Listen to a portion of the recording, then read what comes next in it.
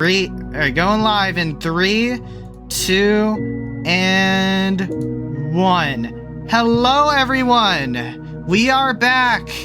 It is so good to see you all.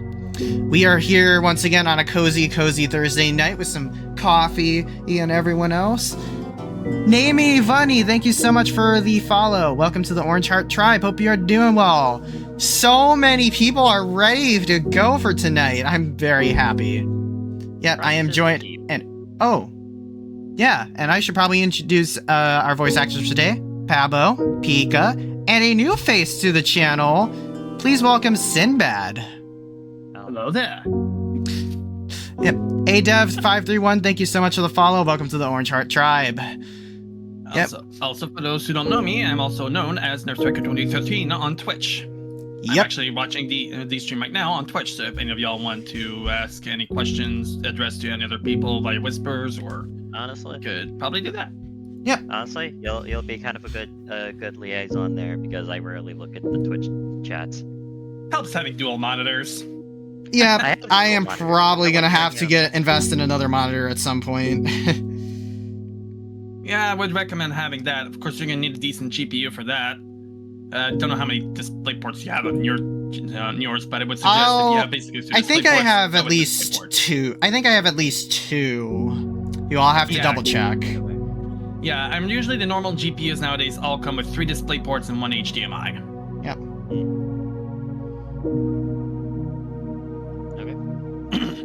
So just fun voice acting, I may ask. Foxy, can you? Yeah. What's up? Respond. Sparko asks. So just fun voice acting, I may ask? Question mark. Yeah. So just fun voice acting. Yeah. Yeah. My goal with my. I'm very. Yeah. Hang on. I'm just finishing up something on my Instagram real quick. There we go.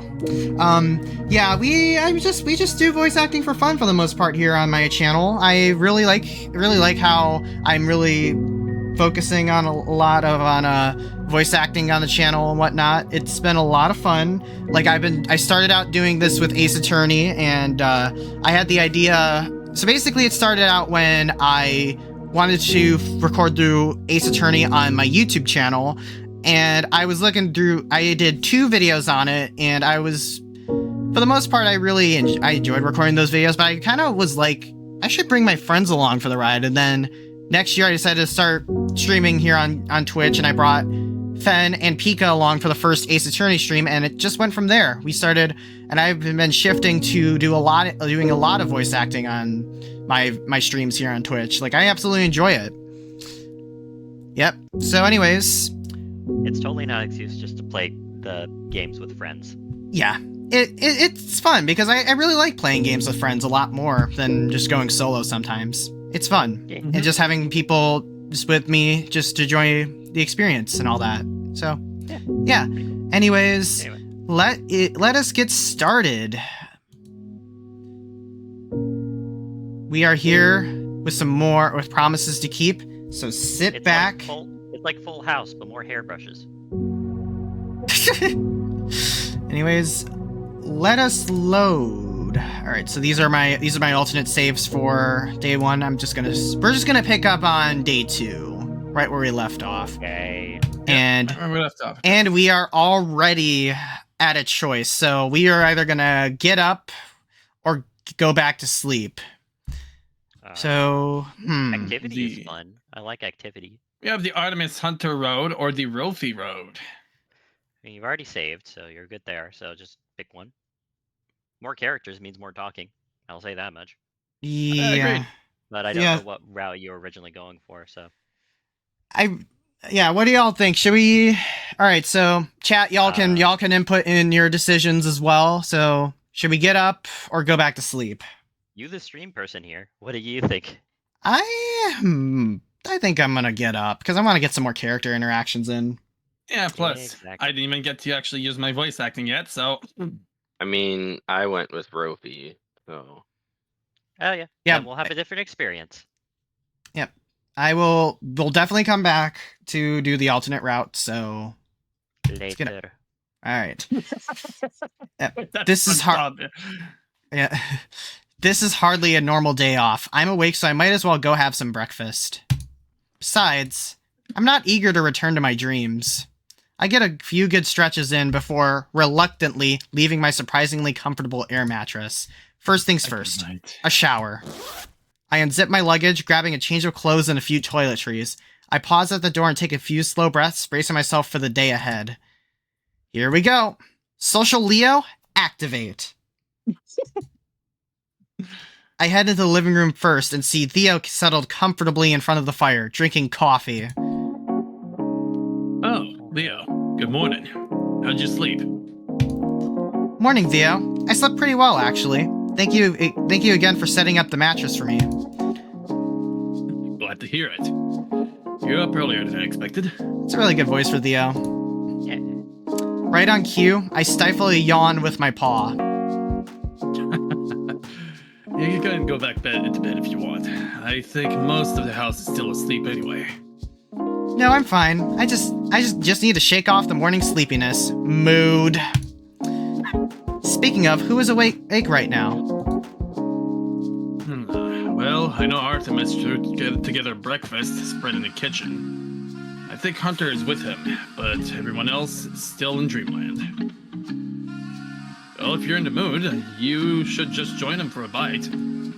Not normally a breakfast guy, but Artemis made it fresh scones that I couldn't refuse. That does sound nice, but I do want to freshen up first, if that's alright. Oh, of course. The bathroom is just around the corner. I put some fresh towels in there earlier this morning, so take your pick. He was really prepared for everything. Gotcha. Thanks again, Theo. We wave goodbye and I make my way to the bathroom. After a refreshing shower, I return to the den, setting my dirty clothes aside and grabbing my phone. Making my way to the kitchen, I start to hear talking and laughing. Definitely Hunter's voice. Alright. Babs, So you can... which again? Hunter's the raccoon, Artemis is the bird. Alright, Yeah, so Artemis. Pete, so which one's doing which? And doing Artemis, like I said, Artemis and the other character I voiced earlier. Yeah, cool. Okay. Got it. Okay, but why take all the joy out of food? Not bad. Here we try. It's not that bad. I still eat what I want for like half the year. Seems like I walked in on some kind of discussion. Hey, good morning, you two. They both turned to face me. Morning, Leo. Morning. Help yourself some breakfast. We just have some fresh scones, pancakes, and a bunch of fruit. Awesome. I'll go ahead and make a plate.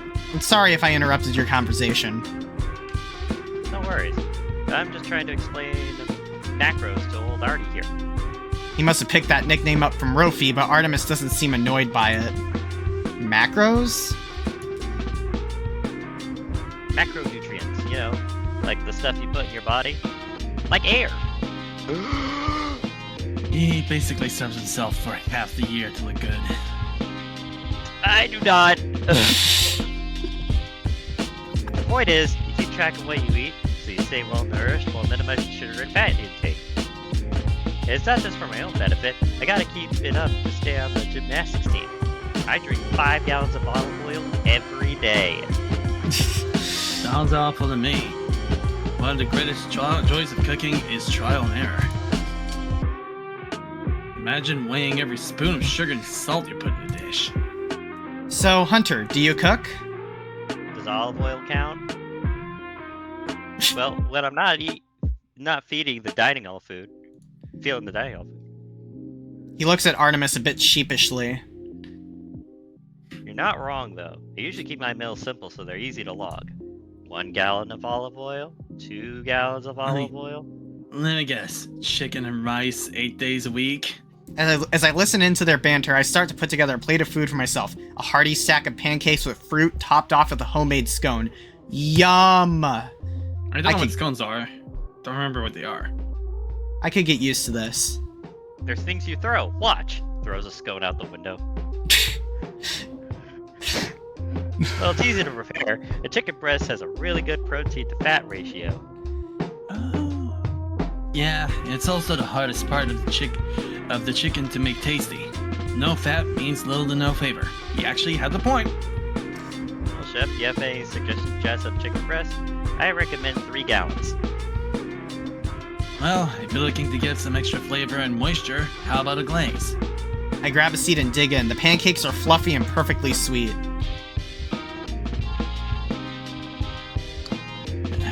I found a great red pepper paste at the store the other day that's sweet and spicy. I don't think it has a ton of sugar, and I mean there's some great glazes with it. Oh, yeah, problem with that. I put some of that into the pancakes. What? Hunter pulls out his phone and starts typing. He shows us his search results. This one? We both lean forward. The image of the container has some language I can't read, but Artemis nods. Yeah, that looks pretty expensive online. I can show you where I get it next time I go shop. Artemis is cut off by a ding! The sound of Hunter's phone authorizing a purchase. Oops, figured I just order it now. Alright. Hey, wait. Not to tell you what to do, but websites usually jack up the price if you only order 1 or 2 things. Well, that's good, because I bought 500. In the future, you should probably... Another ding from Hunter's phone. Oh, that's not that bad. I order a fresh package of chicken, too. Another single item order? Really? Hunter shrugs it off. I just wanted to put some orders in before I forgot. Speaking of which, olive oil thing. I don't expect it to arrive anytime soon. He gestures to the windows. I can see the gears turning in Artemis's head as he tries to understand Hunter's nonchalance. His expression... Nonchalance, thank you. His expression remains relatively neutral, though. Eventually, he shakes his head and turns to me. Either way, I'm glad to see some of you are actually enjoying my food. He gives me a snarky nod as I nibble at my scone, light, buttery, and soft. I give him a thumbs up and continue eating. Nom nom nom nom nom nom nom. Hey, I had fruit. You had, like, 5 strawberries and protein shake, man. I had to make up for yesterday. I didn't have enough olive oil. Bread pudding. And I also had too much bread pudding. At that moment, Theo strides into the kitchen, all geared up to head outside. Oh, great. All the early birds are here. Especially you, Artemis. He makes eye contact with Artemis, then cringes slightly. No offense. Some taken. I'm taken. Well, I'm heading out to shovel the snow at the front. I think I'll check on a few more folks down the street. Hunter's eyes light up immediately. Want help shuffling? I need to eat some.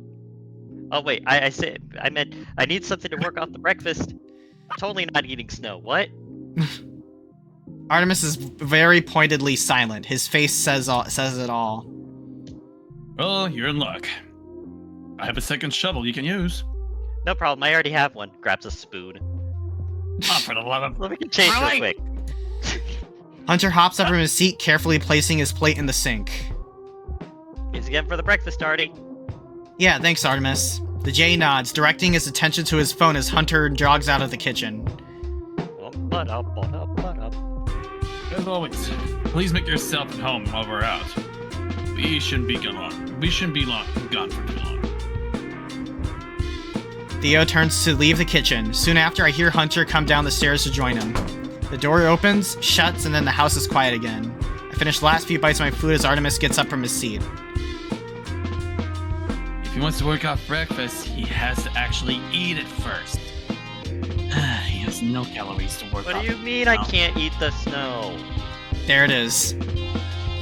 Anyway, you can hand me your plate if you're finished. I'll clean it up in a bit. Do you need any help? Nah, I'm good. I promised Rofi a cooking lesson today, so I'll do all the cleaning after that. That sounds fun. What are you teaching him? Not sure. Whatever I can whip up from the stuff in the fridge. A set of paw steps echo in the stairwell. Speak of the devil. There he is! Alright, Pika. Party, good morning. Rofi calls out as he enters the kitchen. His eyes light up when he sees me at the table. Oh, morning, Leo. Morning, Rofi. Rofi grins at me and then makes his way over to the fridge. What are we cooking today? Artemis joins him in front of the fridge, inspecting the available ingredients. I take that as my cue to excuse myself, not wanting to get in their way. I return to the living room and sit on the couch. Seems like Ollie is a late sleeper. I wonder if he's up yet. I get Ollie's number from our group chat and send him a text. Hey, you up? After a few minutes, I get a response. Pika, do you want to do Ollie again? Yeah. Or do you want... Yeah, I can, I guess. Yeah. Barely, why? Want to hang for a bit if you aren't too sleepy? His response comes instantly. Oh yeah, come upstairs. Ollie answers the door on the second knock, still rubbing sleep from his eyes. Morning. Morning, Ollie. I hope I didn't wake you. Nah. He lets out a huge toothy yawn. Yeah. You're good. Come on in. The room looks pretty much the same as yesterday, with the notable exception of the finished desktop setup, pulsing with an assortment of colors. Looks like you got everything set up. Looking good. Yeah. He yawns again, nodding. Let me boot it up for ya. Ollie's desktop background, at least the parts of it visible beneath the clutter of files and folders, looks like some sort of painting. A lone knight kneeling at the foot of a grave, bearing a gilded shield inlaid with 7 glittering gemstones. My view is quickly obstructed as the dino begins pulling up windows, filling each monitor in a matter of moments. I know you played Dark Souls. Wait, sorry, but could I get a better look at your desktop background? Oh, of course. Ollie's gentle blue eyes light up in excitement. He fiddles with the center monitor and pulls it up unobstructed. Wow. Do you recognize it? Sorry, no, it just looked interesting. Oh, that's okay. His excitement barely wavers. Seems as if he's just as happy to explain it.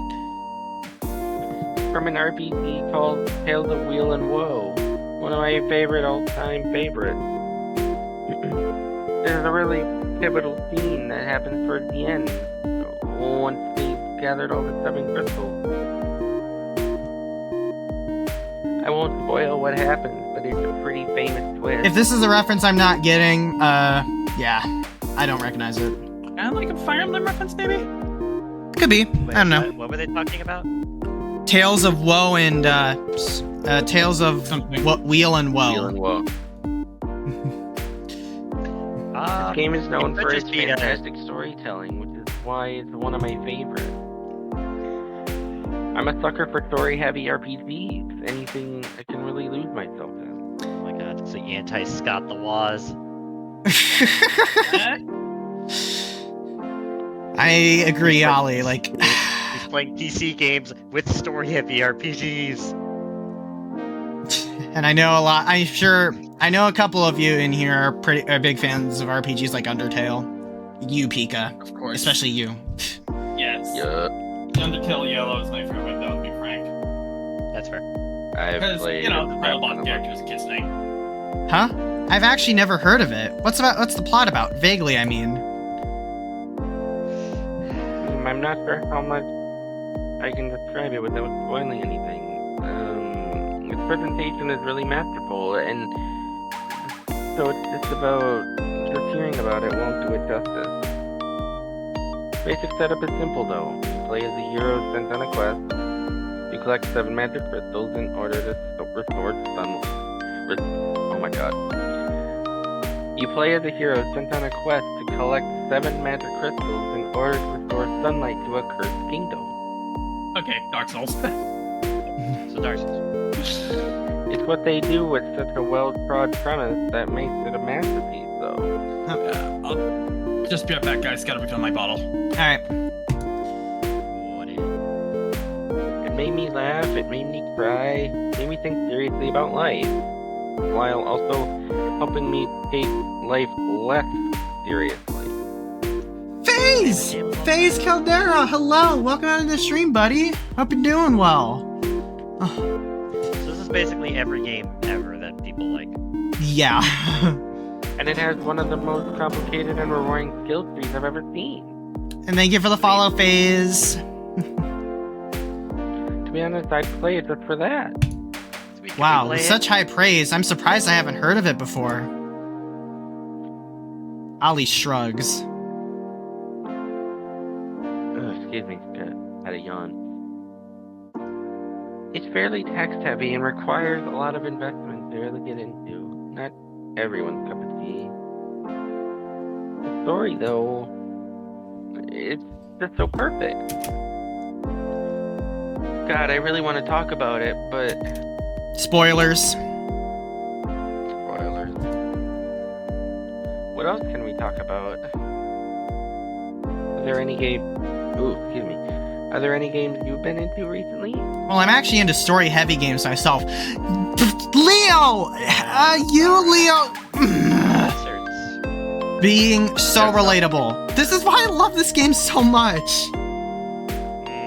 Yeah, what kind of stories do you like best, Leo? Just like me. He's just like me for real. See why this game is so awesome?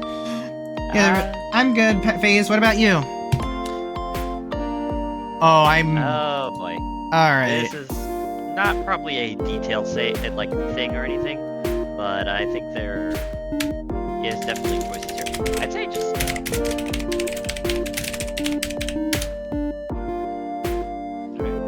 Alright. Yeah, so, I'd also say just answer with your heart there. Alright, Since Leo's pretty much your self-insert there.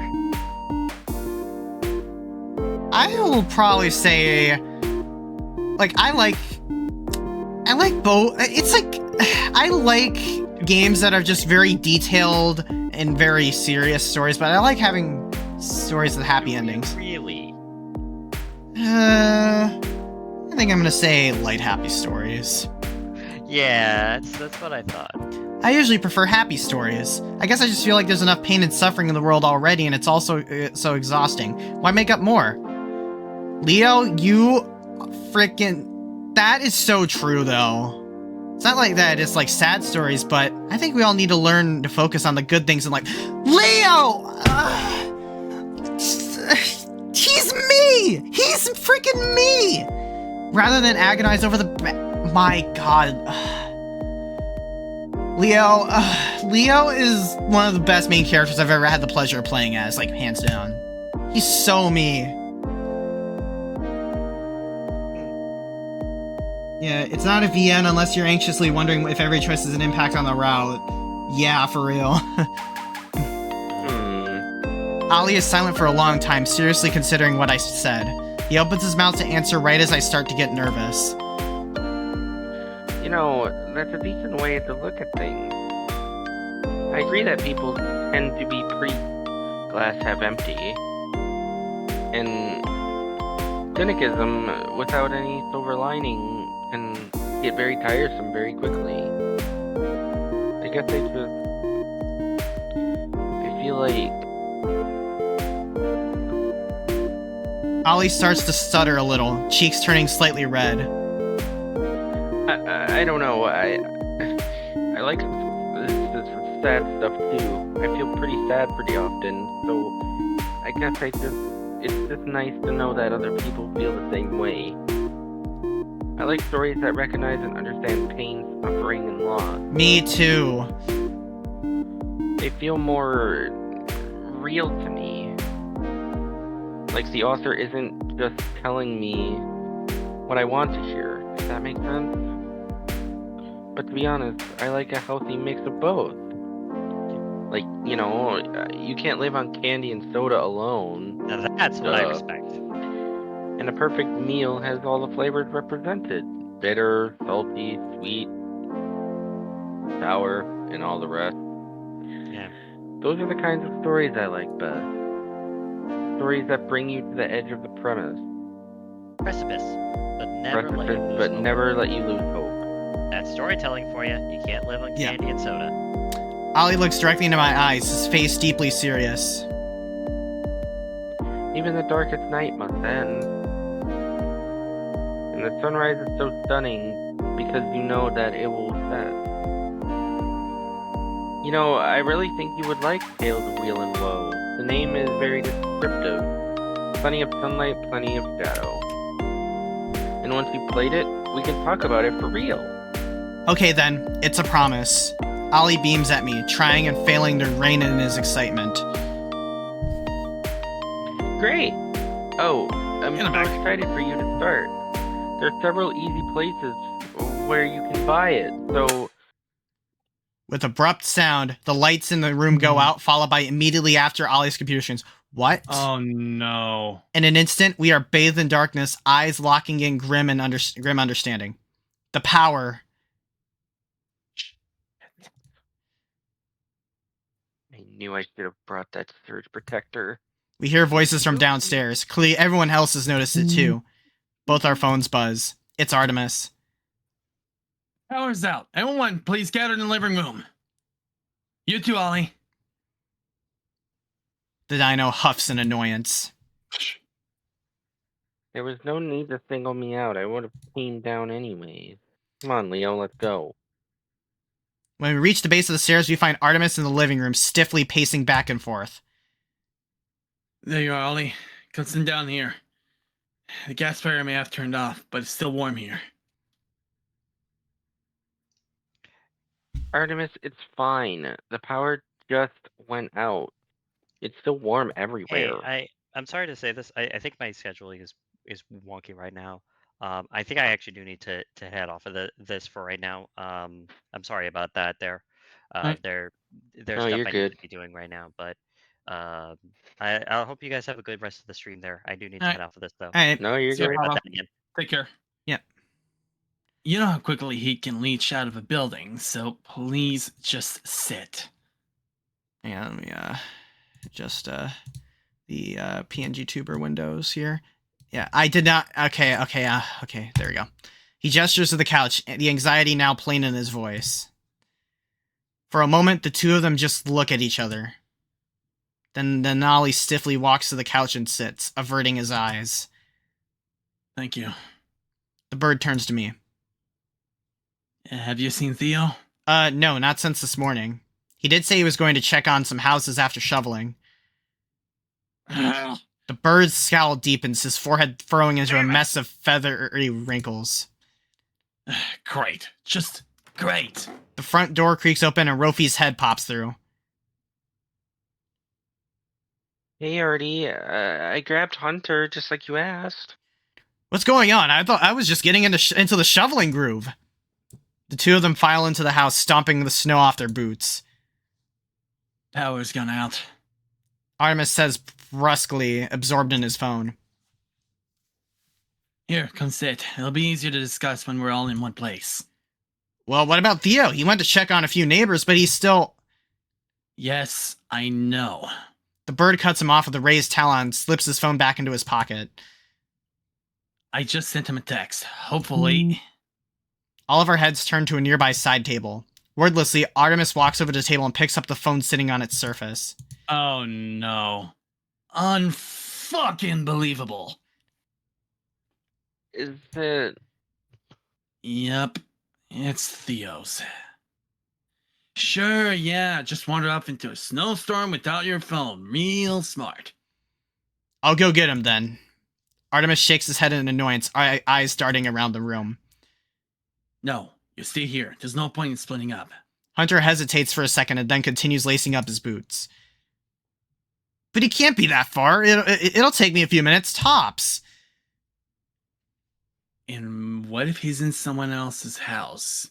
Helping them with something? Artemis snaps at Hunter. You could walk right past him and not know. The raccoon recoils slightly at Artemis's tone, then frowns and fires back. So, what? I'm supposed to wait here? Who knows when he'll return? Yes, so we'll just wait here until then. What's not clicking? Better than all just wandering out into the snow with no idea where we're going. Well, Artie, it would only be one of us... Why is it so hard for you to just sit still? Artemis's voice is hard and flinty now, with something near panic reflecting in his wide eyes. At that moment, Ollie stands up from the couch and strides purposely across the living room. Ollie? Where are you going? The dino stops at one of the lamps and flicks the switch a few times. Nothing. Ollie, the power's out. What are you doing? Ollie doesn't answer, just moves on to the next closest lamp. The corner of the room floods with light as the lamp turns on. Oh.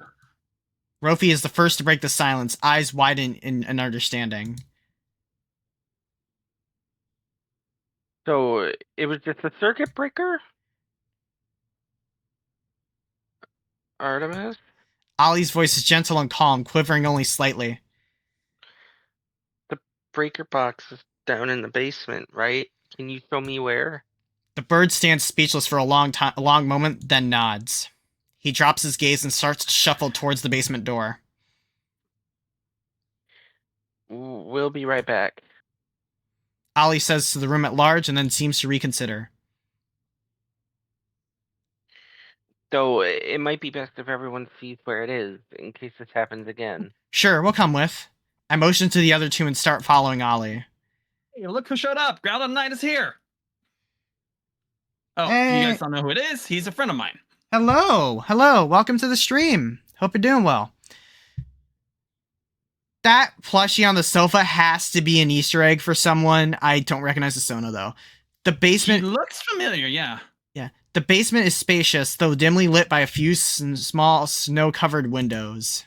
Ground of Night says I am doing well. Good to hear. Aided by his phone flashlight, Ollie locates the breaker box and quickly finds the tripped switch.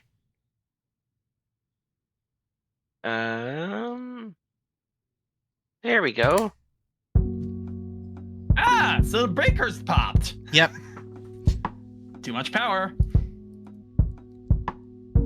That should do it. Hunter sighs in relief and claps him on the back. Wow, good thinking, Ollie. I don't know why, but I never thought it would be the circuit breaker. Yeah, me neither. I guess it's because there's been so many power outages already. The dino blushes and scratches the back of his head. I mean, the wiring in my building sucks, and I tend to use a lot of plugs at once, so I'm used to having resets of circuits a lot. Speaking of, I'll keep my desktop unplugged for now. I think that's probably what did it. Yeah. Think about getting a UPS, Ollie. Huh? You sure? I bet we can find some other stuff to unplug so you can still use it. No, that doesn't seem very fair. I still have my laptop, and it's my fault that everyone got so worked up anyway. No. Artemis speaks up for the first time, sheepish and halting. It was my fault. I got a little carried away. He looks at each of us in turn. Sorry, I was just worried about His eyes flick to Ollie for an instant. everyone. I was trying to keep everyone safe and calm, and I didn't do a good job of that. Artemis? Hey, no worries, bud. Hunter reassures him softly. No hard feelings, okay? We were all a little stressed. Yeah, we're all friends here. Don't worry about it, Artie. The bird scratches his head and smiles slightly. Thinking about it, I guess Rofi was right. It was only starting to feel like we were all friends, even though some of us had only met yesterday. Aww. Let's head back upstairs, huh? I think we might have left the stove on. Oh, right. Artemis turns and hustles back up the stairs, and we all follow, sharing smiles with each other. I hang back with Ollie as we re-enter the living room and folks start to go their separate ways. Really good call, Ollie. You saved us all a big headache. It was nothing really. I just... He glances over at the kitchen where Artemis and Rofi are still figuring out lunch. Here. Follow me up to my room again? want to make sure everything. I want to make sure everything's disconnected properly. Sure. As he goes to work unplugging the various computer wires, Ollie talks to me quietly from underneath the desk. This may seem a little strange to say, but please don't think badly of Artemis because of this. Oh, excuse me. He can just be a little overprotective at times, especially when it comes to me. Yeah, I could tell, to be honest. But I promise it doesn't come from a place of malice. He can be a little controlling, but only when he's worried. But only when he's worried about someone else. Oh my god. Ollie is literally like Lanya's rice wall. Ground and I would agree Finishing with his, that, am I right? finishing man? his work, Ollie looks up to me at me with serious eyes. I know he cares about all of us here, not just me. He's really warmed up to the rest of you as well, far quicker than he normally does. And, well, it's nice to see. Between the two of us, he may seem like the more outgoing one, but honestly, he has as much trouble making friends as I do. Something in Ollie's eyes catches my attention. A deep, tender warmth. I noticed it before, too, when he told me the story about how they met. Makes me want to ask, hey, sorry if this is a little forward, but Ollie blinks at me questioningly. Are you and Artemis a thing? Thing? Oh, That's a face! Ollie turns redder than anyone I've ever seen. Far redder than Rofi. Impressive for such a green dino. Oh, you mean like, no. We're not, a thing. Ollie mumbles, frantically twiddling his claws, eyes shooting around the room. Hey, I'm sorry, I shouldn't have pried. I just, based on the way you two talk about each other, I guess I wouldn't be surprised if everyone else was thinking the same thing. Really? Ollie is just sweating nervously at Phoenix right there. Well,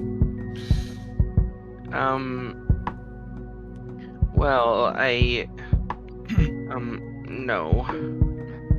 I mean, it's not like I wouldn't. I mean, Look, it's okay, I'll drop it. Like I said, I shouldn't have brought it up. Oh god, I nearly choked the water. I'm laughing. sorry. No, we are not a thing. Carl and I said I would hog Ollie to death. We are very good friends. In the same way that you and Rofi are. Oh, Wuffy's like, Ollie likes Artemis. He smiles at me, seemingly glad to have found his voice. My stomach turns slightly, though I'm not entirely sure why. Or at least, I don't really want to think about why. Right, of course. Makes sense. A bit of awkwardness still hangs in the air as Ollie fiddles a bit more with his setup. Right as I start to check my phone, he speaks up. If you don't mind, I think I'd like to take a shower and freshen up. Oh, sure.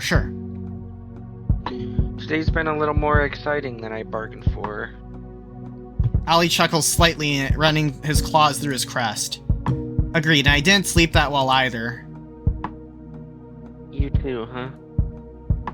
Yep. Well, if you ever find yourself awake in the middle of the night, shoot me a text. There's a decent chance I'll be awake then too. Ollie is like a night owl like me. Holy crap. Deal. Enjoy your shower. Theo left towels and everything else you might need in the bathroom, so you should be all set. Thanks. I'll see you around, Leo. See you around, Ollie. Aw. I shut the door behind me and immediately start kicking myself for prying. Come on, Leo, don't you remember what curiosity does to cats? Oh my... That 10 out of 10 line there. Because I get it, because Leo's a feline. He's just the leopard. I get it. Ollie was so embarrassed. As I start to make my way downstairs, I remember his request. Please don't think badly of Artemis. Maybe I should go check on him. Out of all of us, he seemed the most stressed by the day's events. Then my stomach growls in protest, reminding me that it's past lunchtime already. I could definitely use a bite. I bet I'll find Rofi in the kitchen. And where there's food, I'll probably find Hunter too. Are we gonna... Alright, save there. Alright, should we check on Artemis first? Yeah, let's I would say, yeah. Let's do it. Yeah. Let's check on Artemis. Food can wait, for now. Last I saw Artemis, he was heading to the kitchen to clean up. As I head down to the stairs, Rofi zooms past me and then stops. Oh, Leo. Oh god, I was all kinds of messed up. Let me try that again. Oh, Leo, there's food on the kitchen counter. Melodic Rain, thank you so much for the raid, and thank you so much, Grodon Knight, for the follow. Welcome to the Orange Heart Tribe. Hello, Melody. How you doing? Hope you're doing well. How'd your stream go? What were you playing? And he holds up a plate of fried dumplings. Old Hunter was too lazy to come grab some for himself, so I have a delivery to make. Really? I thought he loved going up and down stairs. Yeah, but he loves making me do it even more. By the way, is Artemis still in the kitchen? Yep, he's just cleaning up. Gotcha. Thanks, Rofi. Yeah. Oh, Rofi is so adorable like that when he just does that blip. I take one last deep breath and walk into the kitchen. Hey, Artemis. Oh, hey, come down to eat? Sort of. To be honest, I mostly just wanted to check in on you. The bird blinks at me, Oh. obviously surprised. After all the commotion, I mean. Just want to make sure you were doing okay. Oh. Well... Sure, I'm alright. I mean, I'm the one who made trouble for everyone else, so... If anything, you should be worrying about them. Okay, well, I'm worrying about you, too. How is Artemis... I mean, not Artemis, Leo, just like me now. Playing Path of Exile 2, cool. Artemis is... Excuse me. Well, we got an Artemis fan in the chat. Fair enough. I'm a little annoyed with myself, that's all. I hate it when I panic like that. I just... Sometimes, when bad things happen, my brain immediately jumps to the worst case scenario. And once I've envisioned it, it's hard to shake off. How is he... These relatable characters, I can't! And I can go... Well... You saw me. Cranky. He stares into his lap, wings drooping all the way to his sides. Oh my god, Artemis. I did, yeah. But I also saw you apologize real quick, too, immediately after. Most folks have waited hours or days, just not done it at all. And to be honest, that means a lot. I just thought of a really bad comparison for Artemis. It's either gonna be funny or weird. My head instantly looked at Artemis and thought that Artemis was a metalhead version of Mordecai from regular show. I mean... But Mordecai is a blue jay. It Yeah. fits! He's a blue jay, just like Lanius and Mordecai. Yeah. The emo. Hey, And I haven't pinged. Yeah. It's one of the reasons why we are all so quick to forgive. Don't worry about it too much, okay? I think the rest of us have already moved on. Well, if you say so. At that moment, we hear the front door creak open and Artemis immediately gets up out of his seat. Must be Theo. Look, I know we just had that talk and all, but I'm still gonna give him shit for not leaving his phone here. Well, for leaving his phone here. I snort, gesturing him for him to lead the way.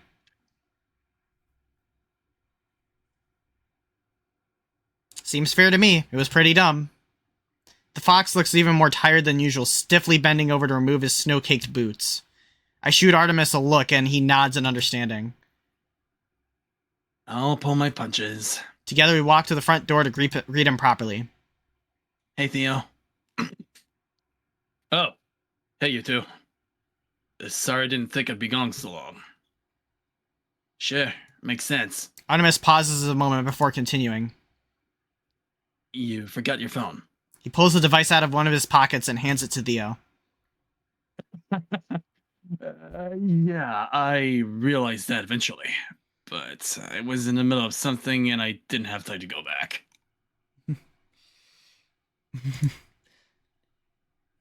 Helping folks with shoveling, I guess? Among other things. Have you eaten since this morning? Theo opens his mouth to answer, but his stomach beats him to it. He grins sheepishly. No. The bird sighs. Theo, I don't want to give you a hard time. But please, next time you go out, remember to take your phone out with you. I had some issues with the breaker box today and had no way to get in touch with you. Theo's eyebrows shoot up. Oh, yeah, I'm afraid the wiring of this old house isn't that good. Sorry about that. I was just so anxious to get out there, that's all. It's fine, Theo. We just worry about you, that's all. You gotta take care of yourself, too. I left you a plate. It's at your usual place on your table. Theo opens his mouth to say something, then seems to change his mind. Thanks, Artemis. I appreciate it. Artemis nods, gives me one last smile, and slips away up the stairs. I'm guessing he wants to be alone for a little while. Now just the two of us. Theo turns to me, clearly embarrassed. I reckon I got off easy, huh? Yeah, I think you did. He was being serious, though. We were all a little worried. Sure. But you'll take care of myself. But you all know that I can take care of myself. A hint of irritation creeps into his voice. Of course he can. In normal circumstances, it would totally be fine. But you said it yourself yesterday. This storm is something else. Okay, you're right. I messed up. Sorry for being defensive just now. His stomach growls again. But I appreciate it even further. Lectures could wait until after I eat. I chuckle and gesture to the kitchen. Deal. As we walk in, I signal to the plate sitting on the table. All yours. Dumplings. The fox wastes no time digging in, the lines on his face softening as he eats his first substantial meal of the day. Well, what about you, Leo? He pauses with the dumpling halfway to his mouth. You're already, right? I hastily grab the dumpling pan off the counter and stuff one into my mouth. You gave me the whole speech earlier and you hadn't even eaten yet either. Sorry. I mumbled through a mouthful of dumpling. Wow, these are delicious, actually. Are they? I'm really gonna have a hard time letting Artemis go home. I nod in agreement and bring the whole pan to the table. You don't have to sit with me, you know. He says in between bites. Well, if you'd rather hang out with the others, that is. I shrug. I haven't seen you all day, and I wanted to hear how things were out there. Theo nods and gulps down a long drink of water. Folks are hanging in there. There's a few more houses I'm not completely sure about, but... He grins sheepishly and lowers his voice. I was starting to feel a little faint, to be honest. I didn't really eat breakfast either. Just had a cup of coffee and half a scone. I know. Don't look at me like that. Breakfast is usually optional for me. I'm just never hungry in the mornings, that's all. I never skip lunch or dinner, though. Not when other things are normal, anyway. Holy shit, Theo! You're just like me! I always skip breakfast! Oh my god!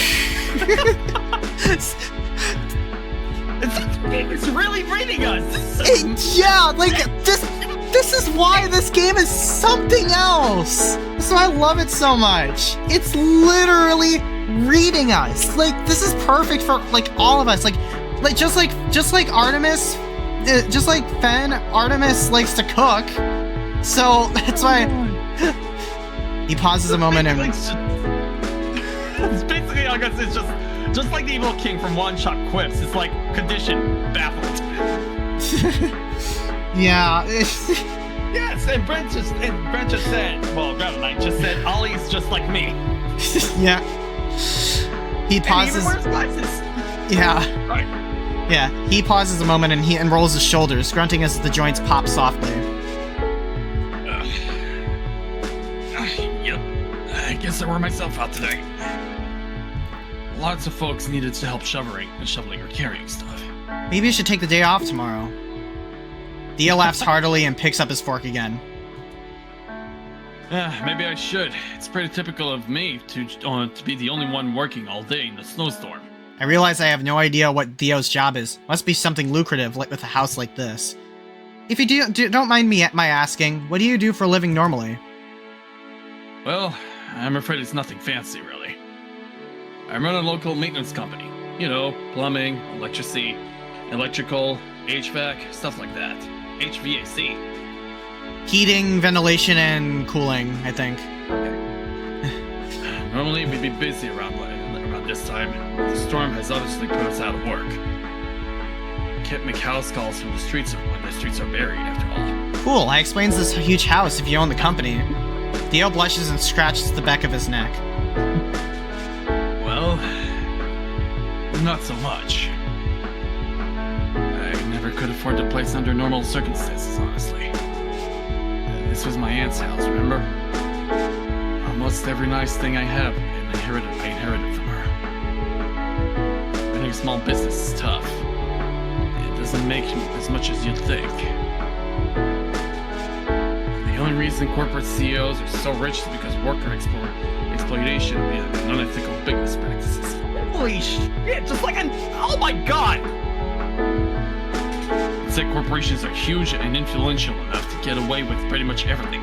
Oh my god, just like I always think. They are reading our minds with this! Christ! We're a tiny company that pays and treats our workers fairly. Stay afloat with hard work and local support, and that's it. No one's gonna bail us out if we go into the red. Theo hesitates, chuckles, and turns back to his plate. Sorry. I kinda got my soapbox there. I don't know Don't what he means by be that. sorry. I agree with everything you said. Theo shrugs. Even though, enough about me. What do you do for a living, Rio? I feel like I've barely asked you anything about yourself. Crap, I should have seen this coming. I'm between jobs right now. Theo looks up at me and nods reassuringly. No shame in that. He waits for me to continue. Things just didn't work out at my last job. At all. No shame in that either. I guess it's starting to feel like Oh my god. It's starting to feel like I'll never find the right place for me.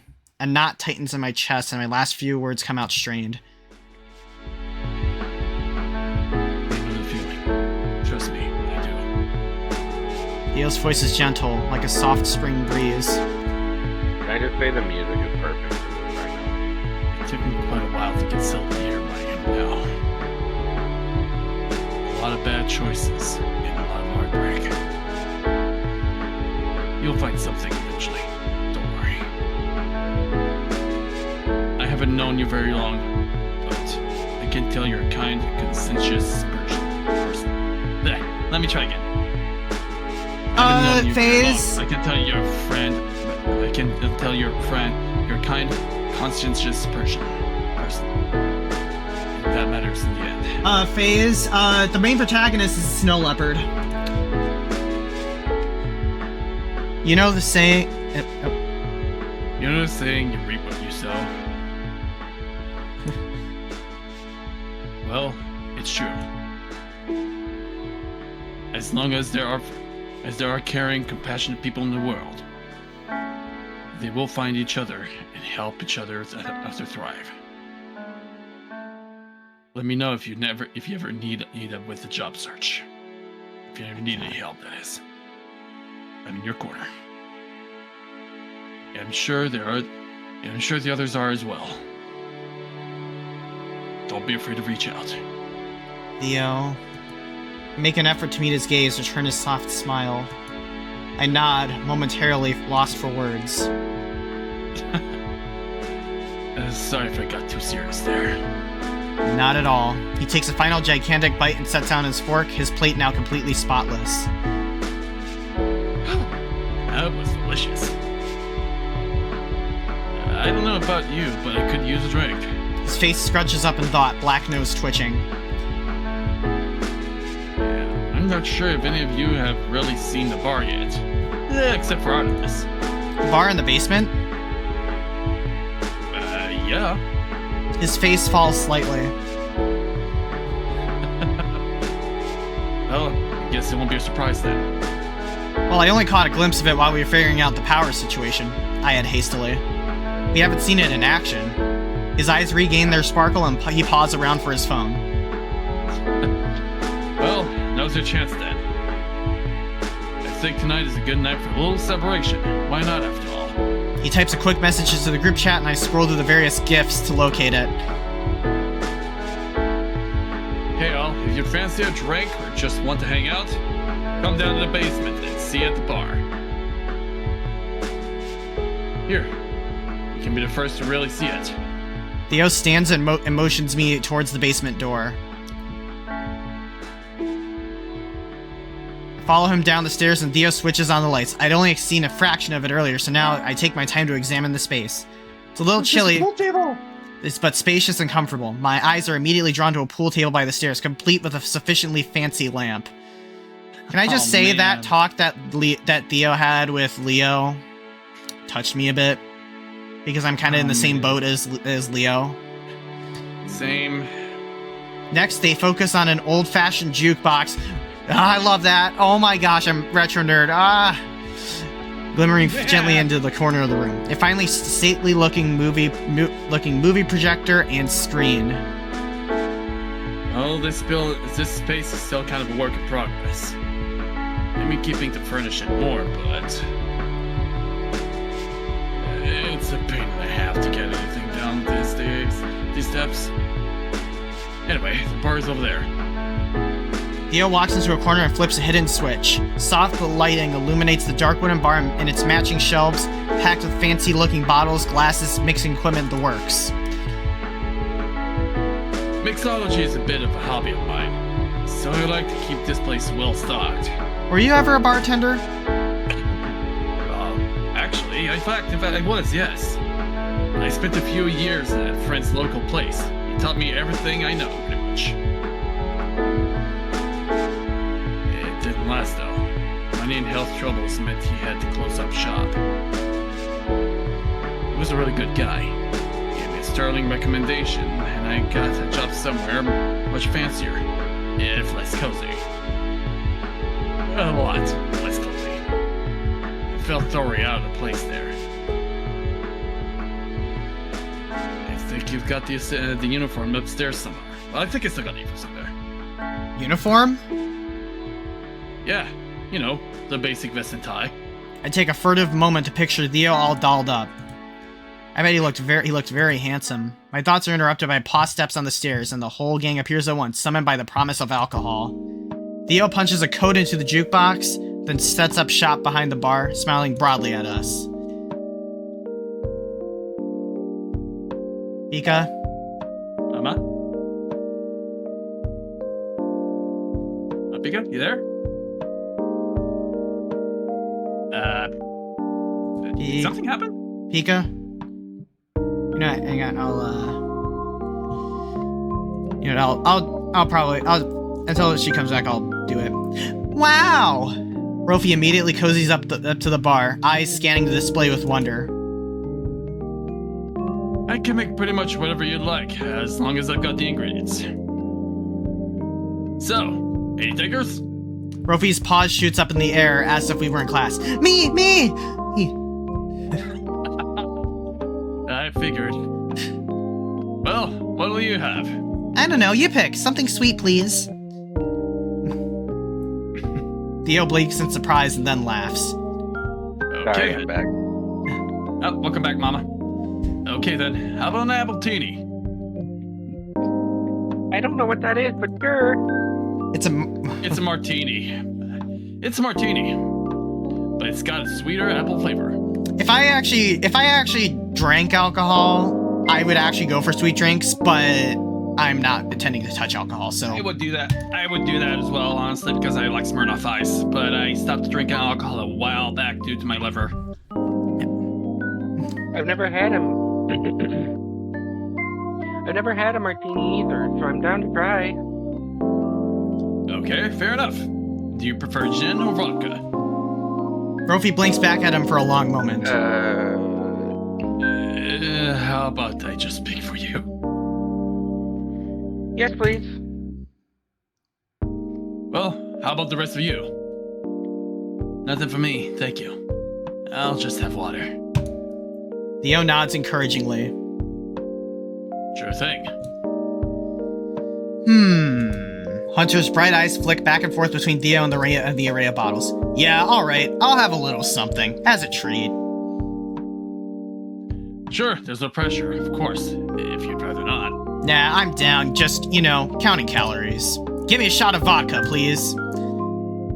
Hey, alright, a true college man. Theo teases, starting to tinker behind the bar.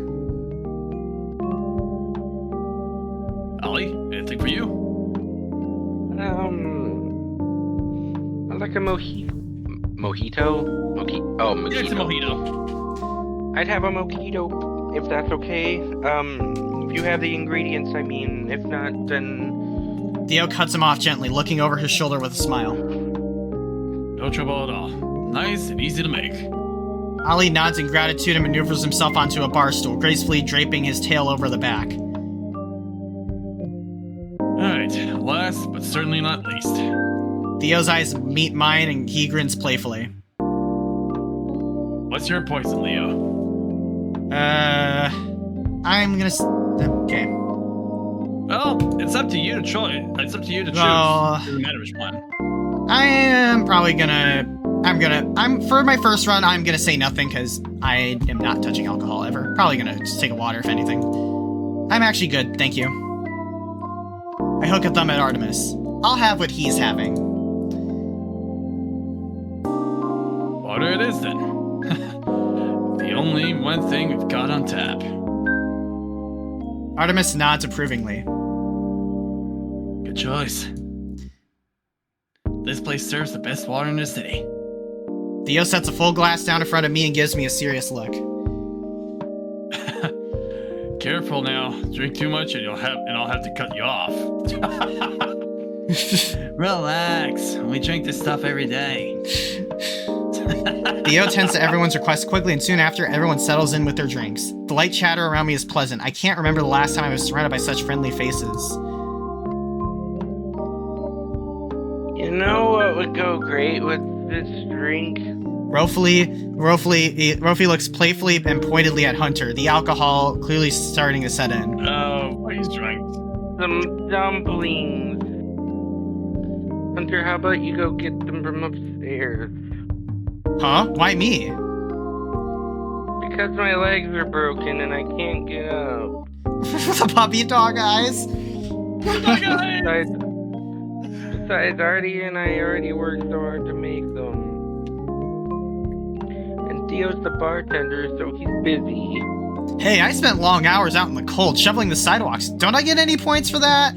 With a dramatic sigh, I get to my pause. Alright, Rofi, I'll go collect your leftovers for you. Oh. I mean, I was just giving Hunter a hard time, but... It's fine, I want one too. Hee. You're the best, Leo. I smile at him and head upstairs. As I enter the kitchen and grab the tinfoil pan of dumplings, I can hear the clinking of glasses from the basement. I slip one in my mouth, enjoying the savory taste, the juicy pop of flavor, and the sweet sound of muffled laughter. How long has it been since I felt like this? Like I belonged in a space. Like I could stand here forever in an easy bliss. It almost feels too easy, too good to be true. Just as I did yesterday morning, I walk over to the window and place a paw on the frozen glass. It chills me to the bone. For a fleeting moment, I remember a snowbound forest and the embrace of an icy lake. If this is all a winter dream, here's where I would wake up. At the moment when joy is so near, here's where the other shoe would drop. I'm going to wake up right now, but I don't. The feelings of warmth and comfort remain. The sound of laughter flows on. Your friends are waiting for you, Leo. Go to them. I grab the dumpling pan and hurry downstairs. I arrive during a lull in conversation. Everyone spread out around in the basement. Seems like they've pretty much forgotten about the dumplings. I gently set the pan down on the table and let my gaze wander around the room. Our gracious host, Theo, still serving his drinks behind the bar. He keeps a diligent but tender eye on his guests. Artemis, cool, calm, and collected. He thumbs through a box of records, one talon resting easily on top of the softly glowing jukebox. Ali, soft-spoken yet passionate. His eyes are bright with wonder as he fiddles with the old movie projector. My old friend Rofi curled up on the couch, a blissful smile on his youthful face. Hunter, sprightly and happy-go-lucky. His dexterous paws are busy setting up the pool table, tongue sticking out in concentration. As I watch them, the joy I feel almost startles me. To think I could feel this strongly after only 2 days. Emboldened by this feeling, my eye keeps returning to one of them in particular. The one I want to spend the rest of my night with. Please. Rofi. Okay, yep, and this is where the big decision begins. I'm gonna save one here, one here, one here, one here, and one here. Now the question remains. Hear me out. Who should we do first? I'd say Rofi. Definitely Rofi. Okay.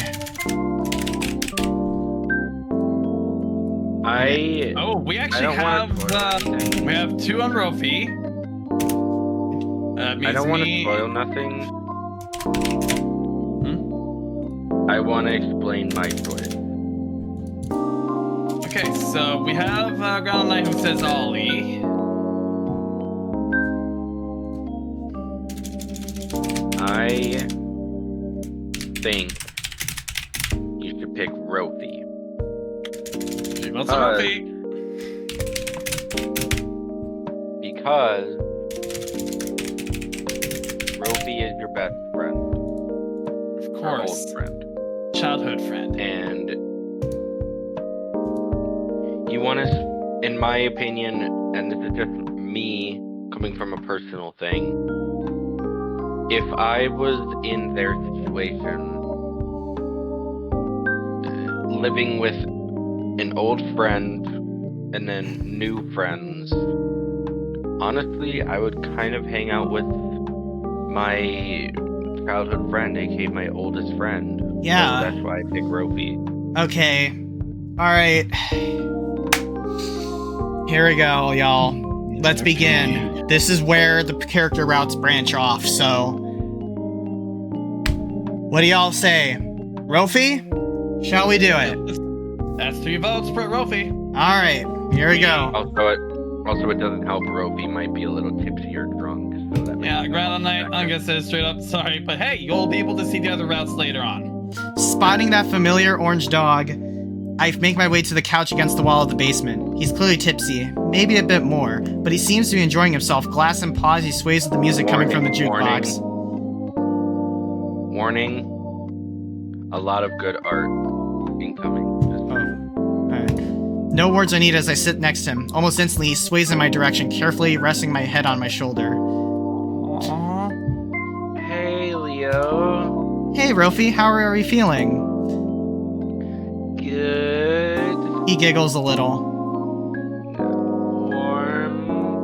He nuzzles his head against my shoulder a little. My heart skips a beat and I glance around the room, but no one seems to notice. Before I let myself feel any more self-conscious about the situation, I reach a paw and start stroking against his head, right between his ears. Oh, head pats! That's so cute! Rofi doesn't say much else, but I continue to earn happy dog noises as I rub his head. We sit there together for a while, watching as Theo and Ollie chat at the bar, listening as Artemis tinkers with the jukebox. I feel as Hunter's eyes on us for a moment, but as I meet them, they're full of nothing but warmth. He gives me a thumbs up and a wink before returning to his billiards game. Everything about this moment just feels right. I'm where I belong, with everyone. With Rofi. I'm not sure how much time passes as we sit together. For once, I don't feel the need to keep track. At some point, Rofi sets down his mostly empty glass on the table next to us. When he settles back on the couch, he leans against me fully, head on my chest, back against my belly. He pulls my arms around him, but shoots his puppy dog's eyes at me before I say anything.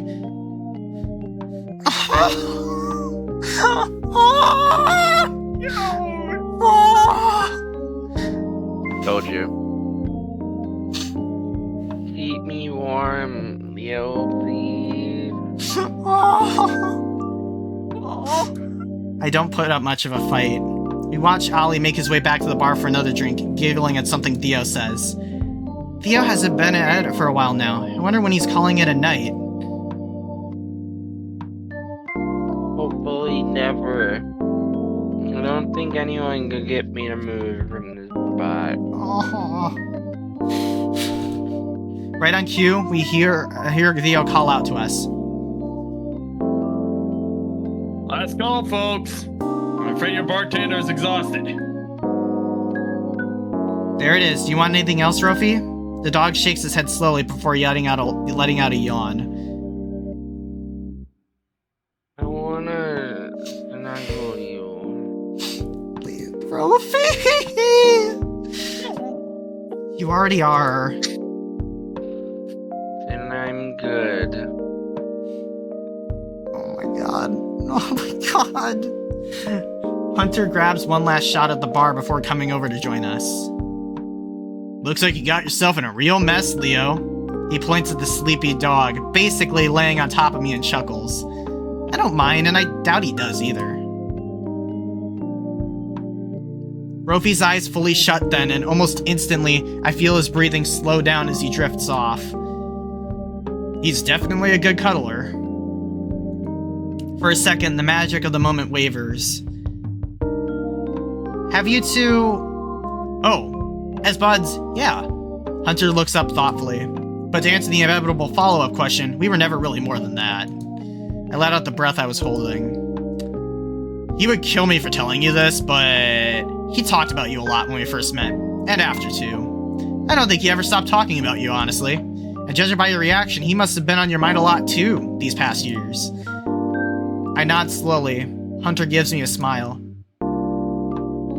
Seems like this storm just came in at just the right time then. He gets up and stretches. By the way, the real mess starts now. He gestures at the sleeping dog on top of me. Good luck getting it off of you, and too bad. That face. Hunter. Hunter. With another chuckle, he heads off to pack up the billiards table. He was right. I didn't have the heart to wake Rofi up just yet, but Theo's really seemed to be winding down. You know, I fell asleep cuddling one of my friends in VR recently. Aww. Yeah, we were watching a movie, but I accidentally fell asleep. It was my first time stealing. I've let Rofi have a few more minutes of rest before gently shaking him awake. Uh-huh. What's happening? Theo is cleaning up for the night, and I think Artemis is getting ready for bed. Rofi sits up. Oh, right. I forgot Artie is sleeping down here. Let's go upstairs. Sounds good to me. I help Rofi up and he leans on me a bit, groaning. My head already hurts. And the hangover. Drink more water, will ya? Artemis calls from the other side of the basement. Rofi whines. I will later. Enjoy your headache then. After checking in with Theo and wishing everyone a good night, Rofi and I are the first to leave the bar. Want me to walk you upstairs? No, I'm okay. He lets out a big yawn. But can I just sleep in your room tonight? My room is so far away. I'm about to pass out. I can't with Rofi, my god. Puppy eyes. I fall victim to his eyes and I don't have it in me to turn him down. As long as you're happy with an air mattress. As long as you're there. Oh. I opened the door to the den, ushering the dog in and closing it behind us.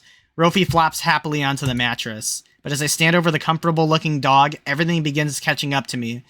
The nervous and anxiety, the old feelings, everything felt so natural tonight, but what if... And at that moment, I'm literally pulled out of my doubts by Rofi, his paws tugging my arms towards him. I let myself fall next to him on the mattress. I feel the stress melt away. Rofi buries his snout into my chest. We don't see anything for a while, just enjoying each other's warmth and company. An eternity passes before Rofi mumbles drowsily into my fur. I'm so happy I found you again. His speech slows down with each word as he fights against his impending sleep. I miss you, Leo. I missed you too, Rofi. Our words linger in the air as we both overcome by exhaustion. For the first time in a very long time, there's no place I'd rather be than right where I am. I think that might be Rofi, maybe? I don't know. Well, I mean... Okay, I'm coming. Yep, I had a feeling. Oh, this is flashback. Who's this over there? That's Lynx. Wait, Okay. hold on. I'm gonna have to compare after stream. That looks like a fursuiter I know. Kiseki, who's also from Quebec, by the way. Hey. The blue one over there on the left? Yeah, I'll have... Wait, meet? Yeah, Kiseki Lynx. Okay, Windows shift. Okay. Windows, shift. Windows shift puts gain, I believe. I mean, I think all the art is saved into the gallery. All the art is saved into the gallery in this game, so I'll be able to check it later. I'll check after stream. Anyways. Hurry, we gotta go back to school soon. That on the right looks like Darius, but I don't think it's Darius. Because Darius hasn't played this game before. You mean on the right, right? Yeah. Are your parents already on the way? Rofi checks his phone. Not yet, I don't think so. He holds up a plastic bag. But we have to eat these before they melt. I know, let's find somewhere to sit. Rofi breaks into a light jog and I follow him, but before long, we find an empty bench under the tree and in the town square and sit together. Phew, finally.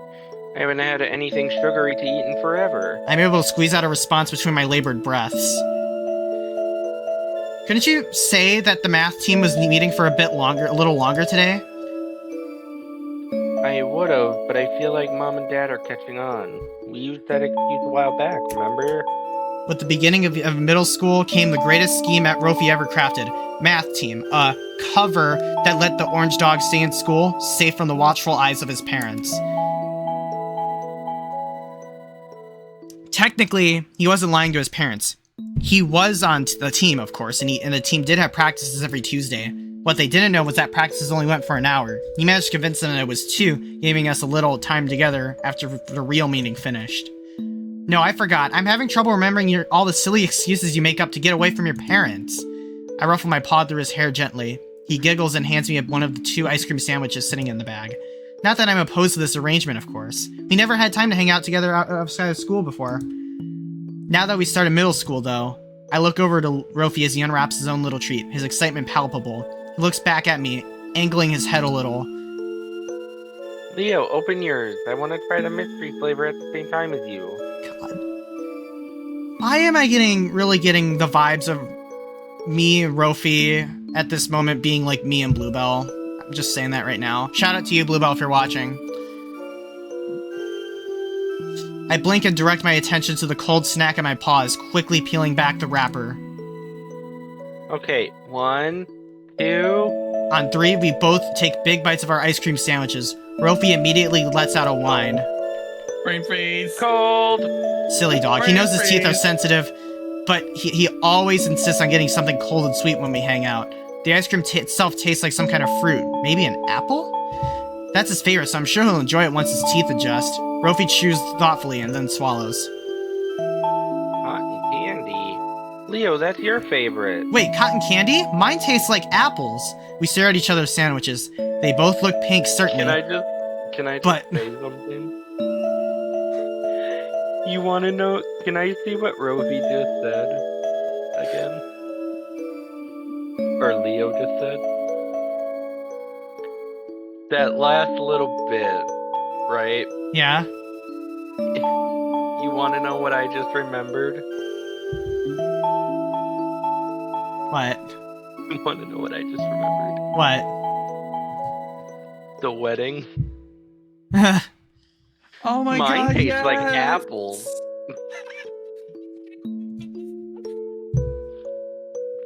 Anyway. Yeah, as you can see, all the art is saved in here in the gallery. Yeah, and it depends on the Yeah, path. it seems that some art is not here yet. But the shades seem to be different. But they always stock the same mystery flavor. Unless they messed up today. Rofi gives me a grin and holds out his sandwich, now starting to drip. Afraid? I know you'll like this better. And you'll enjoy mine more than I will. Here! We make the swap and continue eating. Must have been fate. We both got what we wanted. Fate? I didn't know you believed in that. Well, kinda. He checks his watch quickly and then takes another bite. Seems we still have a little more time. I don't think that everything has already been predetermined for us. That'd be boring, right? Yeah. I nod, letting his words wash over me. But I feel like some things are meant to happen. Like, you might be fated to meet someone with certain traits that will influence who you become. But that exact person isn't preset. Relatable. There are lots of people with similar qualities, after all. I'm sure they'd influence you similarly. I suddenly feel compelled to reply. But there's no one out there like you. The dog goes red, then buries his snout against my shoulder. Leo, you're just saying that. No, I really mean it. I'm sure of it. Rofi lets out a few whines, then rubs his face further into my fur. I think you're pretty special too, Leo. He gives me an affectionate lick. Having finished our treats, we relax on the bench together for a moment. He snuggles closer to me, his eyes cast upward at the blue firmament above. The sky is full of clouds floating innocuously. The tree branches above sway us in the light breeze. Everything about this moment is perfect. And we'll do it all over again tomorrow, and the day after, and the day after that, forever. And I wouldn't have it any other way. I look over at the orange dog, but his eyes are closed. He must have dozed off while I was daydreaming. Wait, his parents! I start gently shaking Rofi to wake him up. Rofi! Hey, your parents are probably close to campus. We have to go! The dog doesn't respond, seemingly asleep. Above us, the sky begins to dim. Rofi? I shake him a bit more forcefully. The once innocent-looking clouds darken. Hey, we really need to go back! A raindrop lands on my nose, followed by another. In the distance, thunder booms, startling me. Ah, what happened? And Rofi, it seems. Enough to wake him up at least. Oh no. How did it start raining so suddenly? Oh wait, that was you. How did it start raining so suddenly? I don't know, but we gotta get back to school. I'm sure parents are waiting already. Rofi scrambles to check his phone. Crap. We both spring to our paws. I reach out to grab the plastic bag of sweets, but the cackling wind tears it away from me. Rofi watches as it spirals off into the sky. Rofi? The dog doesn't reply, eyes fixed on something far away. Leo. At that moment, a flash of light strikes a tree above us. One of its branches splinters off, heading directly for Rofi. Rofi! Look out! I do the only one thing I could think of and leap to shield the dog. I tackle him to the ground, squeezing him tight. We hit the ground like a sack of bricks, his form strangely liquid beneath mine. His fur feels coarse against my own. I close my eyes and brace for impact. Oh, frick! Oh my god! The sound of shattering glass wrenches me awake. A blast of Arctic wind forces my eyes open. For a frantic moment, I am not sure whether I am awake or asleep. Then I feel Rofi stir beside me. Leo? Yeah, Rofi, I'm here. I shiver. The familiar sight of Theo's den comes into focus as my eyes adjust, with one noticeable difference. Without thinking, I stumble to my paws and lurch over to the window. A fallen tree branch protrudes into the room like a splinter stuck into the flesh. A distinctly foreign body letting in the elements. I stare at numbly, recalling the one old tree and two young friends. Oh, the window. Okay, I am starting to... I have a distinct feeling that that nightmare might have actually been a memory. warning. A memory. A memory, yeah. Yeah. Rofi's voice pierces my reverie, and I start as firm paw pulls me back from the window pane. He turns me to face to him, shivering and full of concern. Leo, we should get Theo. Theo, right. Come on. Rofi darts towards the door, pulling me along with him. Flashes of memory as we run through the house. The pack of his orange head, chasing him, always lagging behind. We tear up the stairwell in hurried silence and run right up to Theo's door. Theo? Be right there. We hear his voice from inside, gruff from sleep, and then the rustle of blankets. In just a few moments, Right there. he opens the door. What's wrong? One of the windows in the den. A branch fell on it and it broke. Theo's sleepy eyes jolt open, a violent electricity coursing through his frame. How bad was it? He asks us, already halfway down the hallway. Rofi and I struggle to keep up as he speeds down the stairs. We didn't get a good look at it, but the panes are pretty much shattered and all the heat's leaking out. Wordlessly, Theo thunders towards the den and throws the door open. Now that the master of the house is here, the howling wind seems louder than before. Theo immediately does what neither of us thought to do and turns on the light. Oh my goodness. The damage was worse than we thought. Snow and broken glass litter the floor along with... Is this blood? Leo! He's injured! Oh, Leo! Rofi points at my paws, eyes wide in shock, and my gaze follows his. I lift one footpaw to reveal a sticky red mess on the hardwood floor below. Leo, you're bleeding. You must have stepped on some of the glass. I stare numbly at my own bloody paw print. I hadn't even noticed. Here, sit down.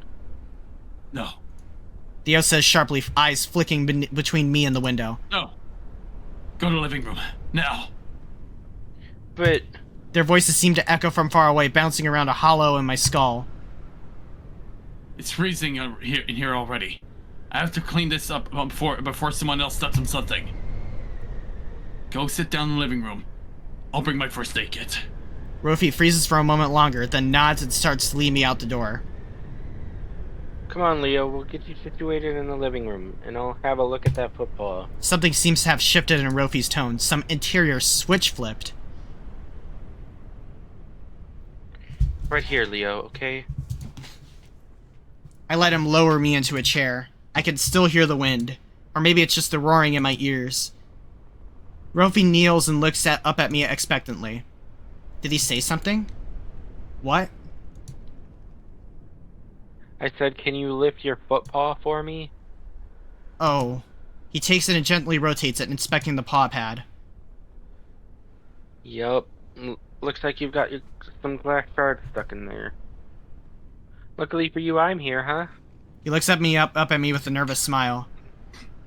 Though it's been a while since I did anything like this. We deal with a lot of crazy cases in the emergency room, but constantly being dialed up to 11 kind of puts you out of practice with less acute situations. He pauses and backpedals. Well, not to say this isn't a problem, we should still deal with it. He completely forgot he's a doctor.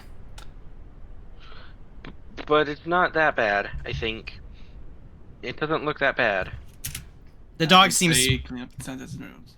seems flustered, as if he's treating someone for the first time.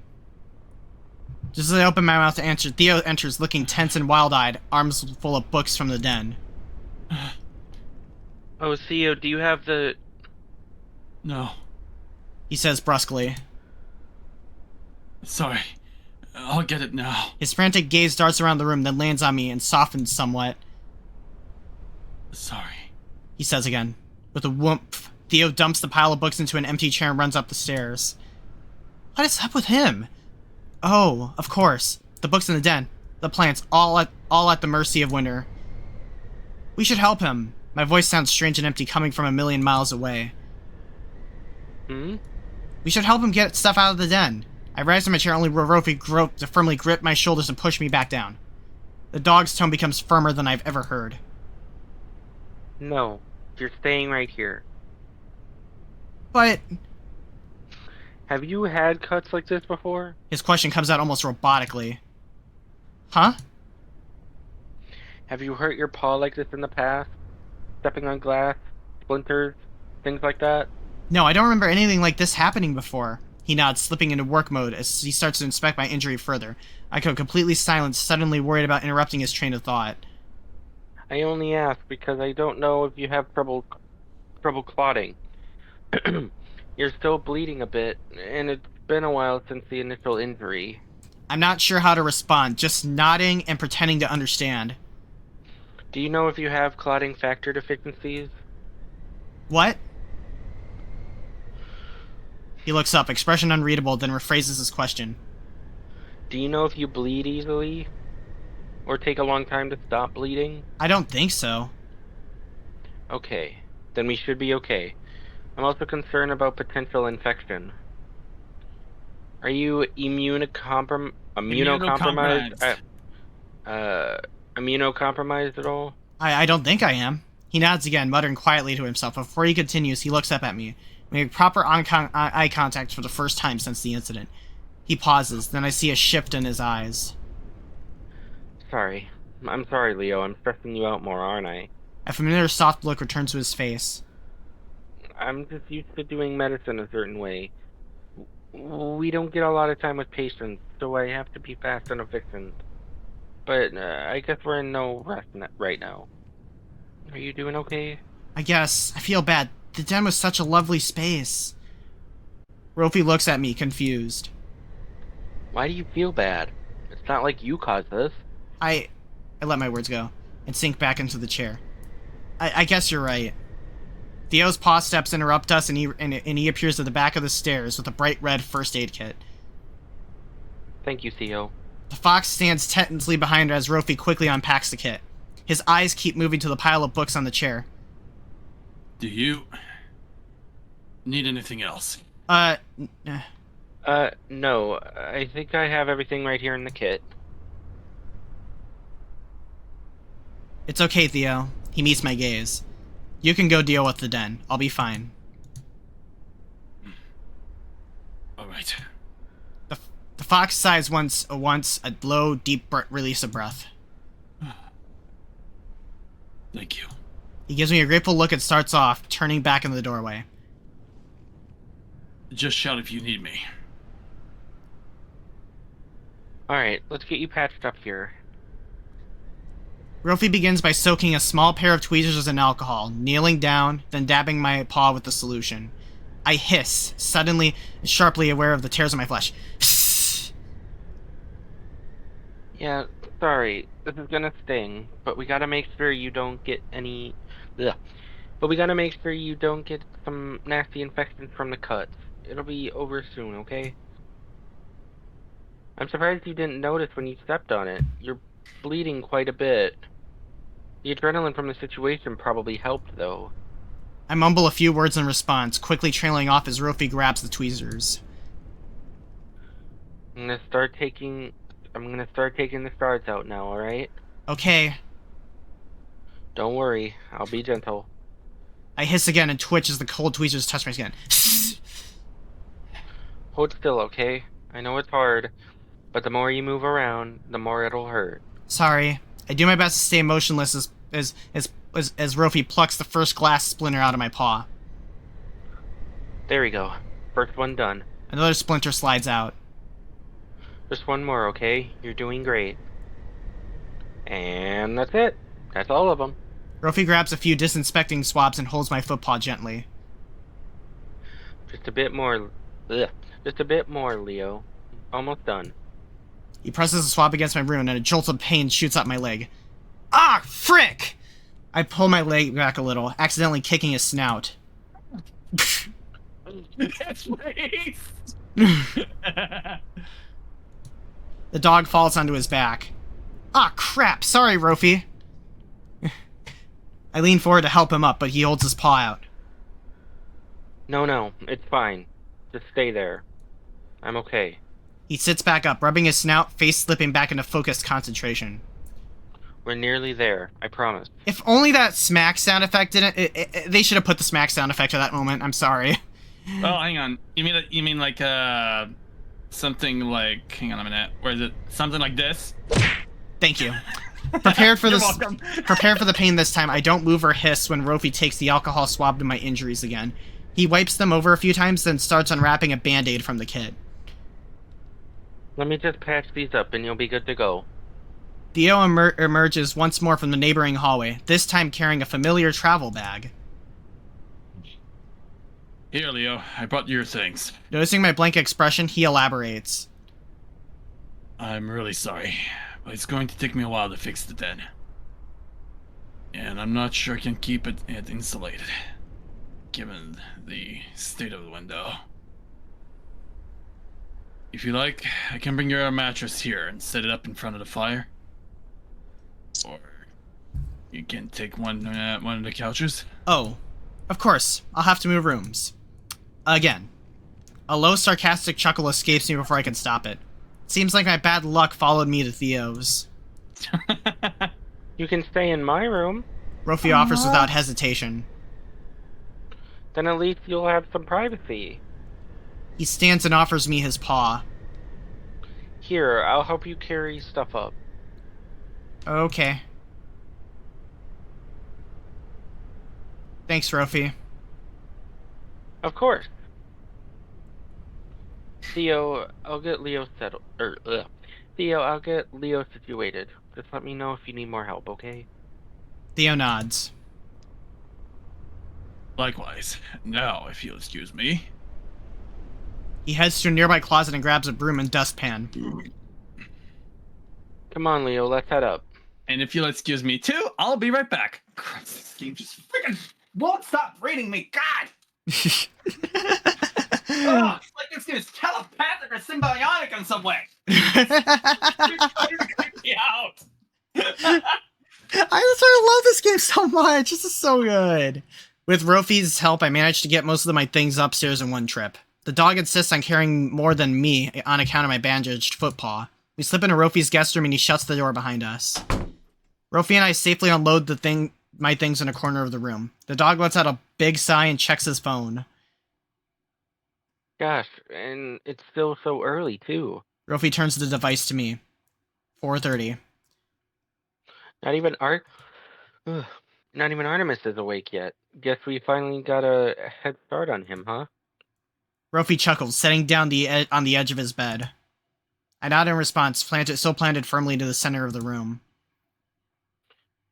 Hey, Leo, are you sure you're alright? He leans forward, inspecting me with a worried gaze. I nod again. Neither of us believe me. After a few moments of silence, Rofi pats the bed beside him.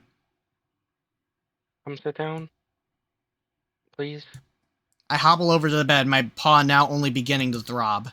Rofi clearly notices, but I make it to the bed before he can get up to help. Oh gosh, Leo, let me help you next time. Your paw must be hurting a lot. No, it's fine. It's still a little numb. The dog frowns and turns full body to face me. What's going on? What's going on? You know you can tell me anything. I'm not sure how to begin to explain. I'm not even sure I understand what's wrong. I feel bad.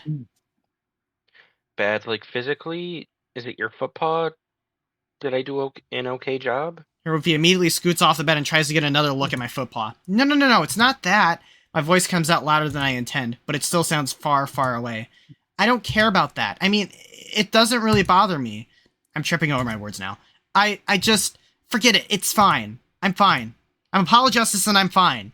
You'll understand once you get to Apolojustice. Leo, you don't And I look forgot fine. my nose tissue box on this. Leo, you don't look fine. You look pale. Without warning, he places a paw on my forehead. I flinch and scoot away from him. I said I'm fine! And... He shrinks away as well, hurt plain in his eyes. Leo, I'm just trying to help you. I can't help if you won't tell me what's wrong. You don't have to help. It's fine. My voice comes out strangled and tearful. Clearly not fine. I just need a moment. Okay. We sit in silence, save for the frenzied pounding of my heart. Look, I had a dream. I had a dream about us when we were kids, just the two of us sitting under that big tree. Rofi's ears twitch and he tilts his head, replaced by curiosity and confusion. It just felt just like a memory, but something about it was wrong. At the end, just before I woke up, my breath catches and I draw my tail around myself for comfort. A branch fell. I swallow, struggling to force out the words. There's a flash of lightning and a big branch. It fell and it almost hit you, Rofi. It almost fell right on top of you. I tackled you to get you out of the way, and then I finally meet his eyes. The memory of shattered glass resounds in my ears. And then you woke up, and the branch had broken the window. Rofi finishes my thought. I nod. Wait a minute, did Rofi say that? Yeah. And then you woke up and the branch had broken the window. Rofi finishes my thought. I nod, pulling my knees up onto the bed and stuffing my face into them. It was just a dream, though. Rofi sits down beside me once again. Look, I'm fine. Not flattened by a giant tree branch. I'm just as three-dimensional as ever. My brain knows he's right, but my body won't listen. I want to return his smile, but my face just won't. He takes a second to think. I am sorry that happened to you, though. Let me know how I can best comfort you, okay? I can recommend some resources that... I hear him slip back into that medical voice I heard earlier. He seems to notice, too. Sorry. I'm doing it again, aren't I? It's okay. I know this is just how you were trained. The dog lets out a sharp, low bark of laughter and then buries his face in his paws for a second. Honestly, I wasn't trained for this. If someone's struggles aren't physical, I just consult psychiatry or therapy and pass them on to those departments. We're encouraged to empathize with our patients, but we're constantly walking a thin line between that and our own personal boundaries. It just doesn't make sense. Sharing some lengthy anecdote with some to empathize with them. If we only have 5 minutes together in the exam room, especially if I'll never see them again, and when I have 4 other patients who need me. He lets out a sigh, then looks back up to meet my gaze. This situation is different, though. I know you. I have a personal connection to you. You're not just a patient. You're a friend. And I should operate with that in mind. Sorry, I'm rambling here. What I mean to say is, I know how you feel. Honest. I know how real dreams can feel. I feel things in my dreams. I kid you not. Like, one time I've had a dream I was cuddling my friend Melvis, and, like, I could feel him cuddling me. Like, no joke. Relatable. Sometimes... Oh, yeah. Sometimes more real than being awake. This is so true, though! I wanted to have some hot chocolate, but no, we're out of Nesquik. So His voice... So I have to go buy some. His voice falters slightly, weighed down by dreams of his own. And I'm here for you, if you ever want to talk more about your dreams, okay? My ears are always open for you. The last of the medical voice fades away, leaving only Rofi, my old friend and companion. Can I give you a hug? Would that be okay? I focus on my breathing and consider his offer. I nod. Rofi carefully helps me out of my curled up position, one tangled limb at a time, and swaddles me in his warm fur. I feel his heart beating softly, vibrating through his chest and against my cheek. My own heartbeat slows a little, perhaps comforted by the presence of another. He rubs one of my arms slowly up and down in a soothing rhythm. Aww. In the span of minutes, I can feel my stomach settle. The crushing feeling in my chest begins to ease. As I sit there, protected by Rofi's embrace, I feel the fatigue of from my poor sleep start to seep into my body. Above me, he lets out a soft yawn. Seems he's in the same boat. I don't have the energy for any more words. I close my eyes, leaning deeper into his fur. deep into a fitful sleep. I feel myself slip in and out of consciousness a few times, but one thing remains all constant all the while. Rofi. I think if I asked him to, he would hold me like this forever. His presence keeps the dreams at bay. I finally awake to him stirring above me. Morning, Leo. How are you feeling? I'm okay, better than earlier. That's good to hear. He looks down and notices his arm still around me. Sorry, I didn't mean to. My stomach leaps at the sight of his flushed face, so close to my own. You don't have to apologize, you know. I like having you close. It's what I needed last night. Or this morning, whatever you want to call it. Rofi giggles, giving me a gentle squeeze, then rolls his head a little. I'm pretty stiff, too. Turns out sleeping upright, even against a soft dog, isn't the best position for your neck. Do you know what time it is? The dog looks over at his phone sitting on the desk. It's almost 11. I wonder how everyone is doing down there. Wanna go check on them? Do you feel ready for company? Because we can stay here for a while longer if you want. No, that's okay. I don't want to stay in bed all day, even if it is with you. Aww. Okay, now we can grab the rest of your stuff too and bring it up here. So exciting. I haven't had a roommate since freshman year of college. I can hear him force some level of cheer into his voice. Even in a time like this, he finds the energy to lift others up. He gives me another arm rub, then slowly gets up, letting go of me. I miss his touch immediately. You want to head down first? I think I might wash my face. You know, clear my head and everything. That makes sense. Last night must have been stressful for him too. I should give him a moment to himself.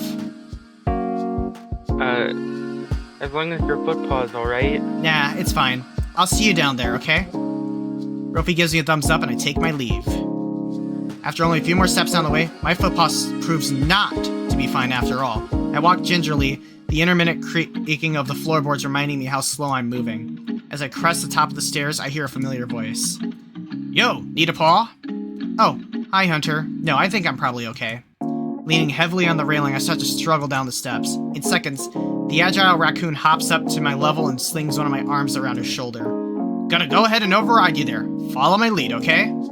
I start to object, but think better of it. It really is much easier just with a little help. Together, we traverse the stairs much quicker, and soon, we're on the couch, surrounded by plants and books from the den. He gives me a moment to catch my breath. How are you two doing? Okay, I think. We managed to get a few more hours of sleep upstairs. Good. Looks like the paw's bothering you quite a bit, huh? Yeah. I think the chaos of the moment numbed the pain, but that's wearing off now. Hunter nods. Yep, adrenaline is a heck of a drug. So, old Rofi has a roommate now, huh? He nudges me playfully. At that moment, we hear the dog's voice from the top of the stairs. Are you two talking about me again? Rofi hops down the stairs 2 at a time, the exhaustion of the previous night clearly forgotten. Hunter waves to the dog. Yo, how are you holding up? Rofi gives him a thumbs up. Good. Bet I'll have company in my room now. He nudges me happily. Yeah, Leo. He'll have someone to crush at video games all the time now. I'm not complaining. I take being beaten at video games and Rofi's presence over a freezing cold bedroom all day. Not like I had much of a choice anyway. Hey, I'm sure Leo will catch up eventually. Yeah, I'm sure. Anyway, I was just telling Leo how much of a wild animal you were in the dorms. The dog rolls his eyes. Yeah, you know me. Always drinking and partying and doing crazy things. Hunter chuckles. What are y'all up to now?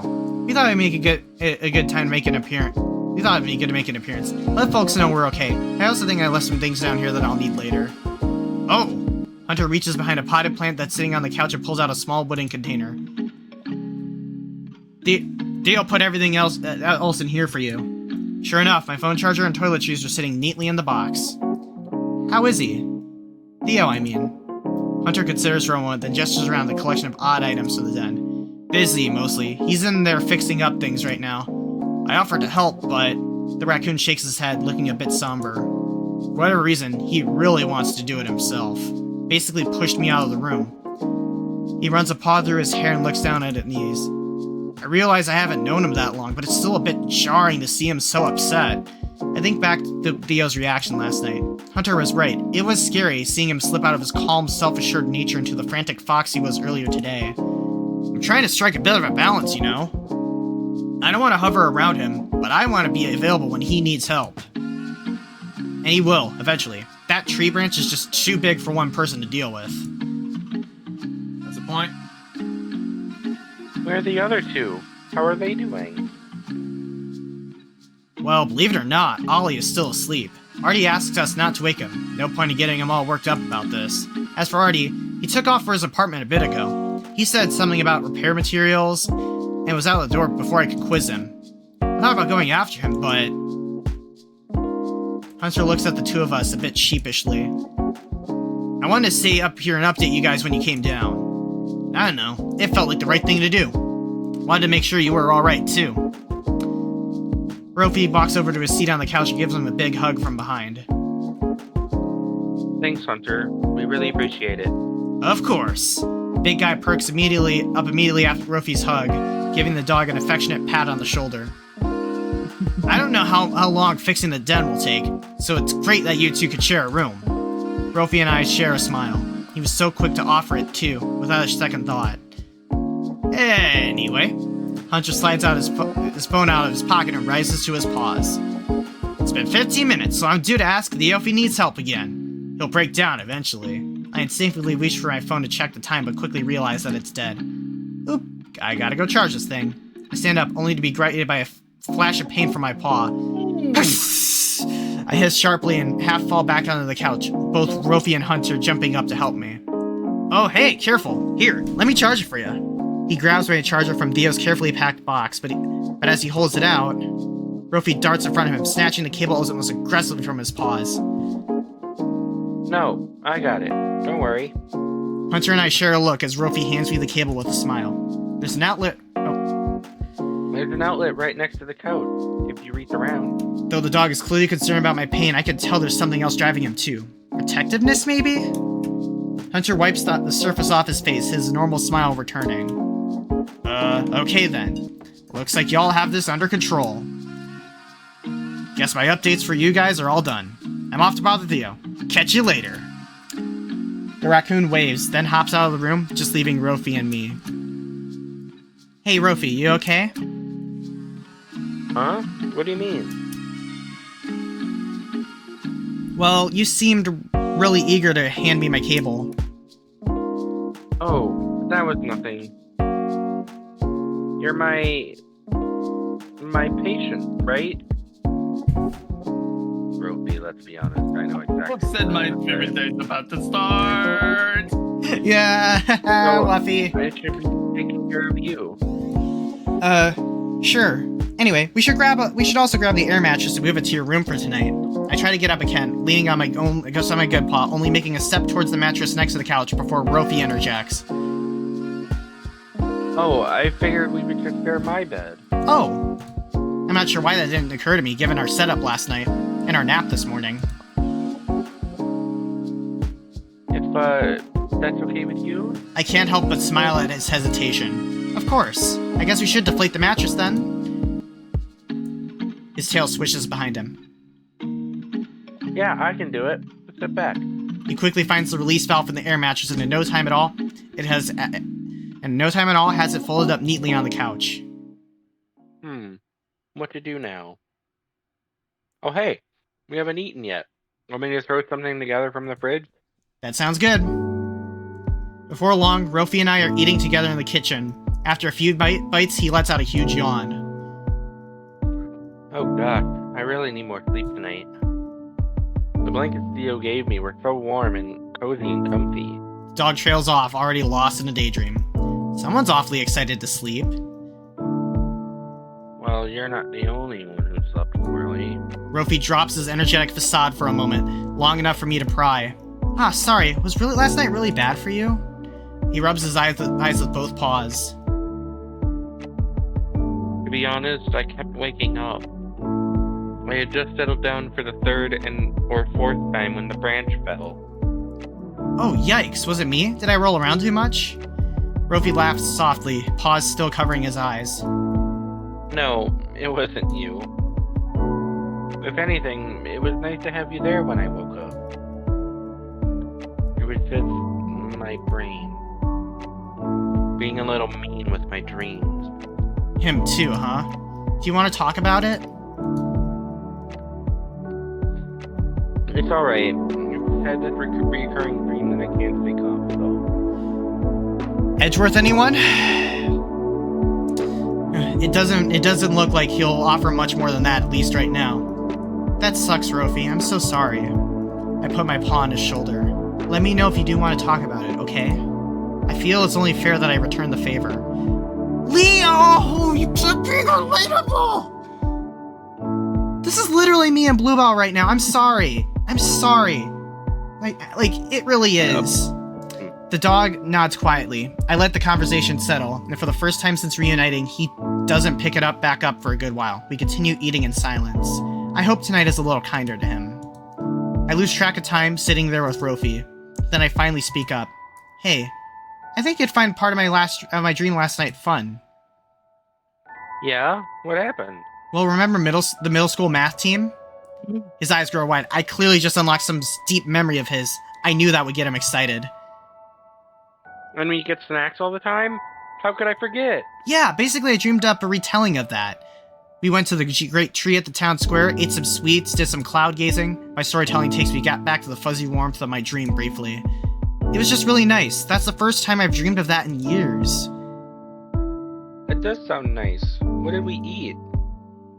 I spend some time recounting the dream for him. His little giggles and commentary complement my storytelling. Wait. My parents were already on campus? Yeah, it was crazy. I don't think I ever cut it that close back then. There were certainly some close calls, though, all for just a few after-school treats. Tuesdays were my favorite day of the week because of them. The dog sits up, finished with his food. I'd love to just go back in time, just to sit around with you and review snacks like we used to. That does sound like fun. Honestly, any distraction would be good at this point. Cabin fever? A little, yeah. I think this morning kind of exacerbated it a bit. The dog nods thoughtfully, then his ears perk as he remembers something. Wait, Theo has a ton of snacks. He jumps out of his chair, making his way to a cupboard. I can practically see the gears in his head turning as he browses the selection. He turns around and sticks his tongue out at me. Can I pick some this time? We always got to choose when we were younger. Sure, but it won't be much of a surprise, will it? It's just Theo's snack collection. You're right. I know. Give me a few minutes to plan. I smile, watching the dog whip out his phone, typing furiously. Cover your eyes, okay? And no peeking. I sigh and cover my eyes with my paws. I hear some galloping past me, up and down the stairs, accompanied by the sounds of bags and plastic wrappers. The microwave door opens, then gets shut. At one point, I hear a second set of steps coming from the basement, but they don't enter the kitchen. Okay, ready? Open your eyes. As I uncover my face, I'm greeted with an impressive spread of chips, sodas, and other small bites sitting on the dining table. How did you find this much food in that cabinet? No questions while the magician does his work, please. He hops over to the microwave and presses the button on the microwave, before finally rejoining me at the table. So, got any afternoon plans? I look up at the ceiling, pretending to think for a moment just to tease him. I could see a raised eyebrow in my peripheral vision. Then I smile. Nope, looks like my afternoon is all clear. The dog scoffs, ruffling his paw through my hair. Aww. Then I start to hear popping from the microwave. Popcorn? What? We're watching a movie? Wuffy. I see the dog's eyes light up as I seemingly guessed correctly. Oh, of course, the projector downstairs. I figured we could both do the relaxing afternoon. What better to wind down than a movie date? A date, huh? I didn't even get a proper ask. Rofi giggles and hops out of his seat. He kneels down, then takes my paw in his. Fine. Leo, would you like to go on a date with me? Puppy eyes. Those puppy eyes, they're just so cute.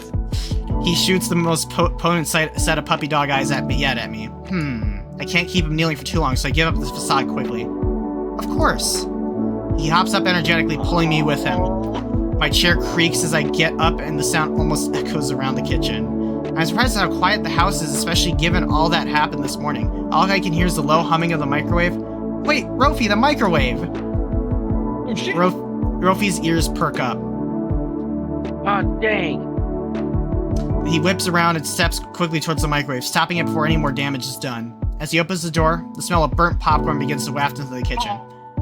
He grabs the bag, shakes it a little, and then tears it open gently. He reels back a little as a puff of smoke hits him in the face. He shakes his head and then gives me a sheepish look. So, that's the only bag of popcorn I could find. Hey, that's alright. I'm sure it's still edible. I reach upon the bag and pop a piece in my mouth. Wow, that's burned. Yeah, it's not that bad. That cheers Rofi up a little. Yay! He grabs as many snacks as he can in his arms and then nods towards the basement. Your movie date awaits. The basement looks mostly the same as last night. At the center of the room, I could see 2 chairs set up on a table in front of the projector. Rofi throws his assortment of snacks onto the table, then makes a grandiose gesture to one of the chairs, prompting me to take my seat. There's something I just noticed. Like, Yeah? some of the environments look like they're 3D, and like they're actually 3D environments. Yeah. Cell shaded, no less. He hops behind us for a moment, returning with a few movie reels. Okay, so I've narrowed down the options down to these few. I don't really know what they're about, but they're all comedy romance type movies. You pick. I look through various titles and finally decide on a silly-looking teen comedy. I hand the reel to Rofi with a soft smile. He goes to set it up on the projector. Well, at least he tries to. You sure you know how to work that thing? He grunts a little, clearly struggling. He looks at me and grits his teeth into a grin. Of course, I got it. How hard could this be anyway? This thing is technologically ancient. I open up a bag of chips, carefully getting up and waving one in front of his mouth, making sure to keep weight on my good foot paw. His tail swishes happily, and he leans forward to take it out of my paw. Gotta make sure the theater stuff is well fed. Right, and said staff just figured it out, I think.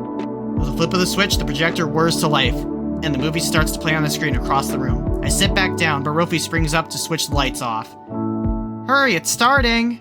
The room goes dark, minus the screen, and he quickly joins me across the table. Too bad there aren't any previews. We won't get to analyze all these snacks properly.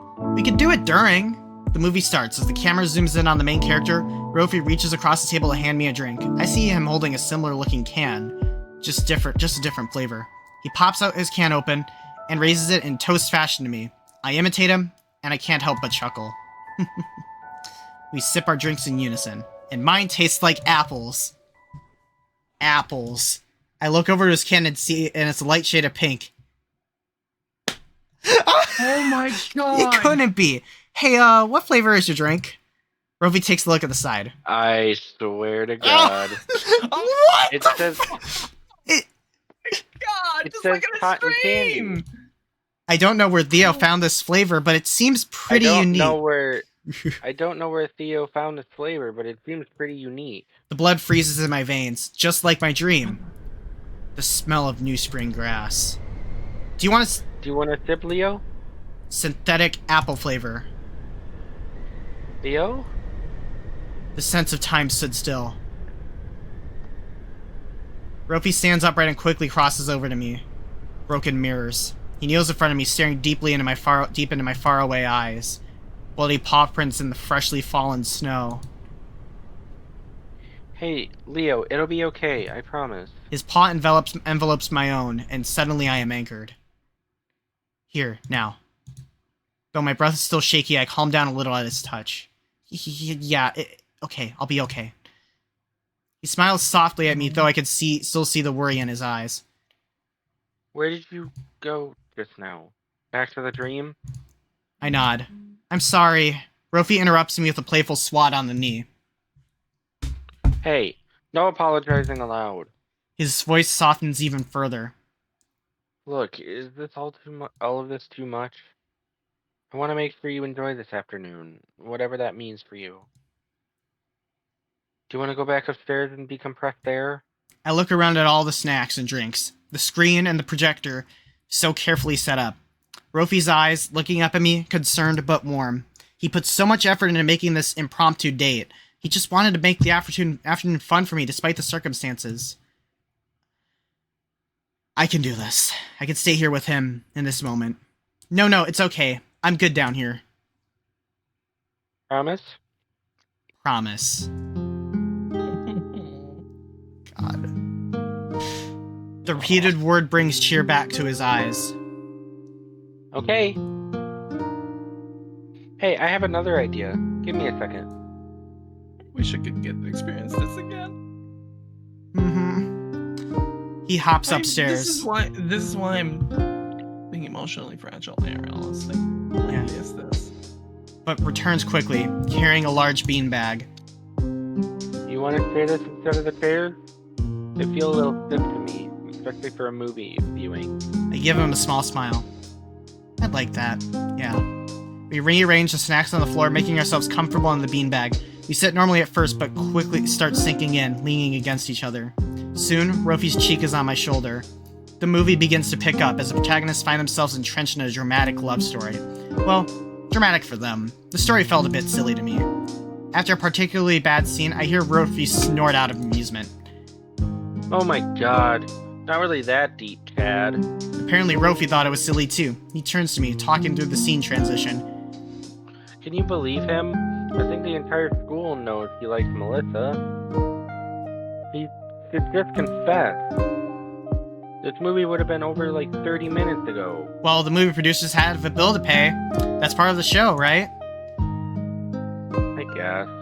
I feel like he had so many opportunities to speed the plot along, though. He giggles and settles back against me, and we tune in back into the drama. In a dreadfully cruel twist of fate, Chads find out that Melissa picked a college on the other side of the country to attend. Oof. Tough luck, buddy. Like I said, if he just told her he liked her like a few months ago, this whole mess could have been avoided. What do you mean? What? You mean Melissa would have picked a whole different college in a whole different state? All for some high school fling? Maybe. Love has a weird way of bringing people together, you know? The movie's protagonists graduate, and a pivotal moment finally presents itself. Chad confesses to his love. Great, and what does he expect her to do now? She's already committed to a school. But he hasn't yet. Rofi watches intently, and sure enough, he predicts the ending of the movie. Chad ends up choosing a college that's near Melissa's, and they get together. The whole thing ends with a musical number, about as tuneless as the rest of the movie. We sit in silence as the credits roll. I look at Rofi, and he looks back at me. So, great movie. Rofi cracks up. Are you kidding me? That was so bad. Where did Theo even get this? I can't help but laugh a little with him. Okay, yeah, it was pretty bad. I just didn't want to hurt your feelings.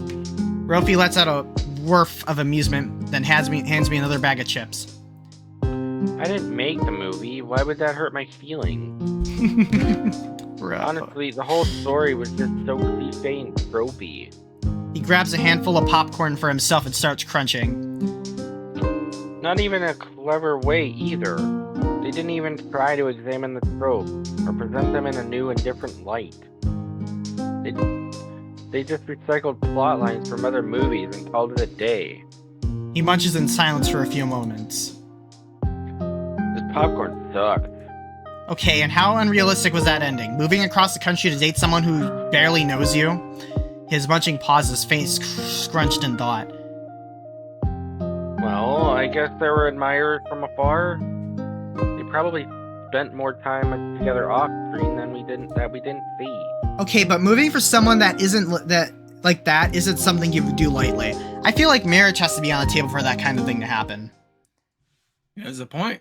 I would have moved. I would have moved with you in middle school. Oh. Oh. Well, wait. Okay, I didn't mean I wanted to get married or anything. The dog starts tripping over his words, flustered at their implications. I just meant that I felt really attached to you, and obviously we were too young and stuff, but like, He stops to catch his breath, his eyes catching mine. His cheeks are glowing red. Before he can fill this precious space with words, I enfold him in my arms. whoa. He goes quiet as I squeeze him gently. Thank you, Rofi. For today.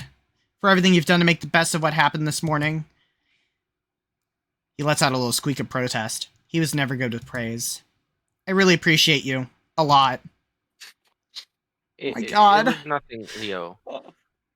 I'm really glad you're feeling a bit better. At that moment, we hear a knock on the wall. Rofi jolts out of my hug, startled, and I turn to the basement stairwell, making eye contact with Artemis. Hey, Artemis. He's wearing his signature smirk. Hey, lovebirds. Your 2 hours are up. Alrighty, Eve, why'd you scare us like that? Sorry, it did look like you two were having a really good time there. Rofi whines, a mixture of embarrassment and protest. But I didn't just come to disturb your date. Theo needs a little help with the design repairs. Yo Kudos finally decided to listen to reason and let us help.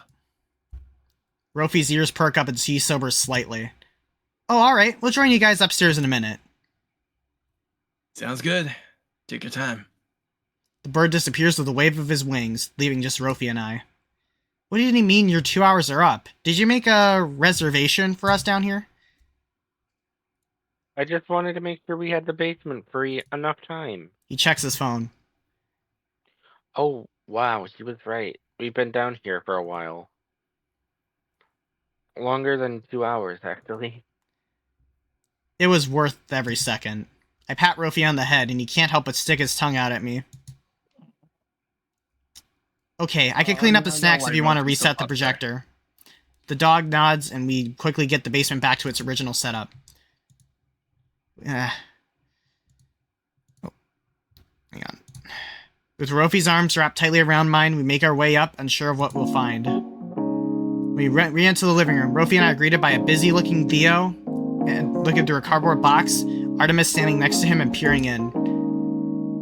You really think you didn't have to bring... Well, you really didn't have to bring all of this, Artemis. Thanks, you. Thank you.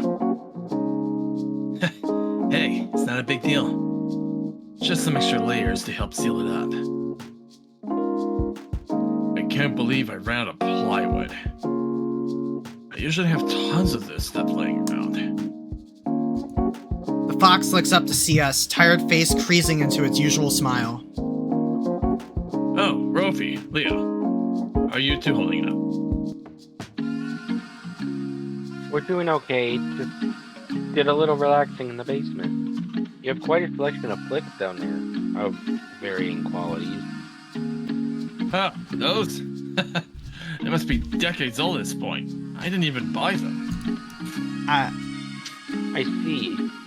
I guess they were pretty, groundbreaking for their time then. Anyway, if you need anything with the den repairs, Theo and I aren't really up to do much else today. Theo opens his mouth, presumably to decline, but Artemis jumps in. Yes, I think we'd love to help with this last bit, actually. Theo shoots Artemis a look. Artemis ignores it. We're planning to put some plywood boards up to seal up any remaining gaps in the window, and then we'll probably call it a day. The bird finally turns to Theo and gestures at the three of us. You know what? They say many paws right, Theo. Right, Theo? Something about many paws, right, Theo? You let Hunter help you with the branch, so now let us help you with the plywood. I suppose that's fair. Although, Leo, I don't want you exerting yourself while you're hurt. Why don't you let the three of us handle this? Why doesn't Leo come with us and make sure we're putting the boards on straight? Just to watch and give us guidance? Rofi chimes in. Yeah, that sounds good if that would be helpful to you guys. He must have known I'd feel guilty just sitting in the comfort of the living room while they were working. Theo considers for a moment, his eyes scanning over the three of us, then slowly nods.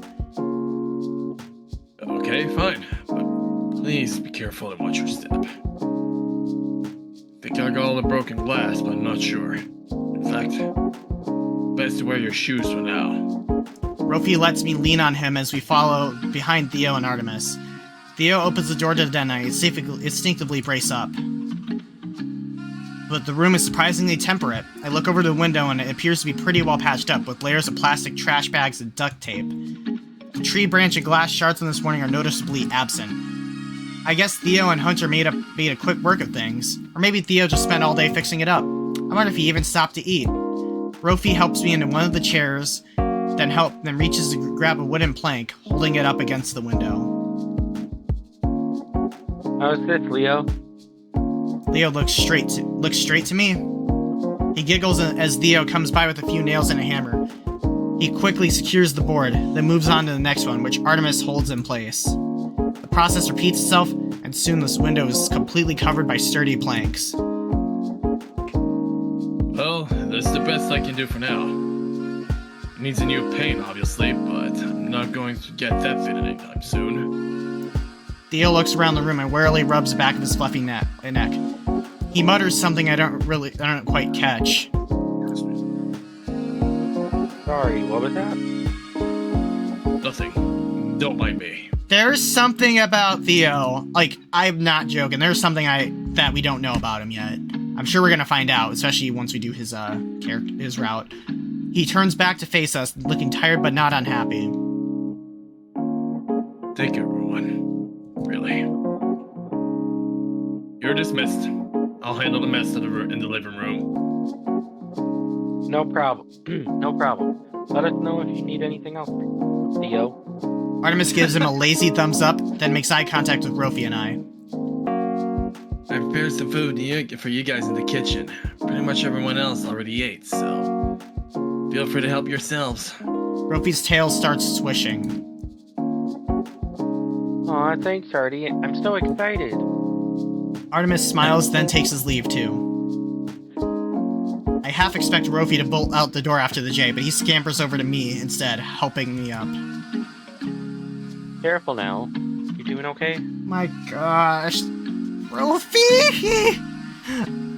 Oh, I'm no wonder why Rofi's such a fan favorite. Yeah, I'm really, he's probably my favorite character right now, but I'm gonna wait until we see all the other characters. I'm sure we're gonna learn a lot more about him. Yeah, he's basically like a health attendant as well. Just like my brother, actually. He used to have that experience as well. Yeah. He was an elder care attendant before that. Oh, good. Let's grab a bite.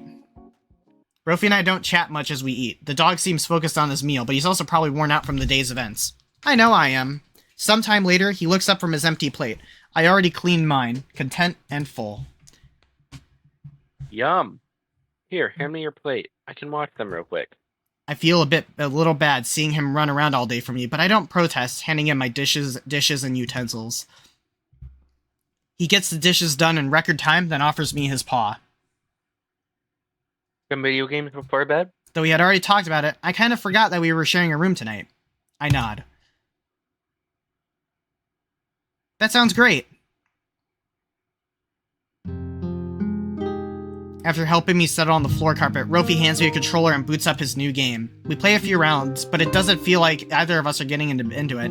After the next round finishes, Rofi sets out his controller and flops onto his back.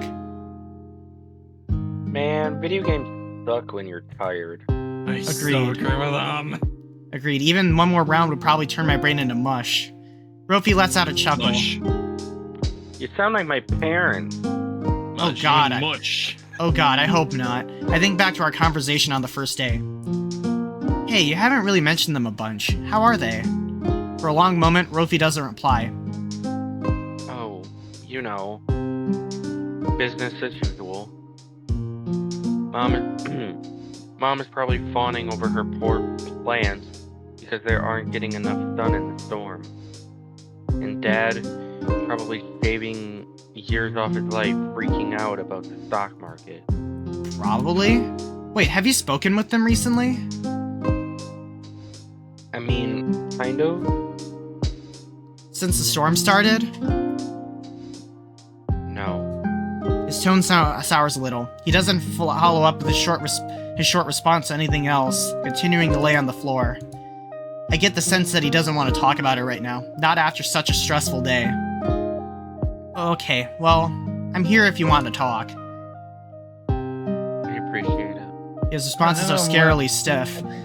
The air starts to feel a little stagnant. Got a night left. That's a shame. Then I he kinda gets like up, having presence chat. warmth returning to his voice. Sorry. Another day. I'm still figuring things out, and I don't have the energy to talk about them right now. No, that's totally okay. I'm here whenever you need me. Thanks, Leo. The dog stretches his arms, sliding his shirts off, then jumps into bed. My face heats up. I didn't expect him to be a shirtless sleeper. It's so early, but I honestly could sleep for a year. Hey, Leo. Wait. Or, hey, Leo, everything alright? I shake my head, realizing that I was staring a little. Yeah, sorry, I'm good. It's the first time I get to see Rofi without his shirt on. Yeah. He beckons me over to his bed, then realizes I'm still sitting on the floor. Oh, sorry, wait, let me... He hops out of back of bed, reaching to help me up, but I get up on my own. Hey, it's all good. My paw still hurts, but not nearly as much as before. He did a really good job. The dog gives me a shy smile. Aw, hey, just doing my job. He gets cozy in his bed again, and I join him shortly after. I snuggle up to him. It's almost a second nature at this point, with how often we've been in close contact the last few days. You wanna sleep? I can turn the lights on. I nod slowly. The dog reaches over me and hits the light switch. Suddenly we're bathed in a comfortable darkness. I slowly lean my face against his chest fur. The same comforting heartbeat from this morning is clear to my ears. I also notice a hint of vanilla coming from his fur. Are you wearing cologne? The dog giggles softly. Emotional No, whiplash. No, it's probably just the body wash I use. Smells nice. You smell nice. Thanks, Leo. God. Actually, my actually started to tear up. We lay there together for a while. I think back to the craziness of the day. So much happened in so little time. Too much, honestly. Something he said keeps coming back to me, though. Hey, you awake? No. I could feel a chuckle vibrating through his chest. Very funny. What's up? I pause for a moment, then ask my burning question. Did you mean it? What? What you said earlier. Would you really have moved with me? As soon as the words leave my mouth, I feel a little silly. What was he supposed to say in response to that, Leo? You saw how flustered he was earlier. The silence goes on for a while. Then he replies. Yes. And just like that, I feel all my anxiety, all my fears and worries seep outwards, leaving my chest, spreading out my arms and legs, then leaving near my fingertips and toes, replaced with a sense of belonging. Warmth. I can't help but marvel at the power words can have. Scenes from the day play back in my head, but only the warm, fuzzy ones. Movie snacks, naps, leaning on him as you traverse the stairs. I don't have the energy for conversation anymore, but I don't feel the need to talk. Rofi gives me a gentle squeeze around my back, almost a signal that's time to return to Dreamland. This time, though, I'm not afraid of what awaits. Not with Rofi protecting me. Rofi protecting me?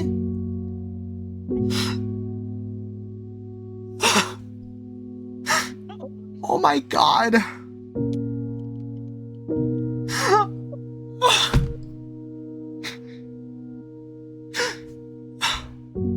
Oh my god.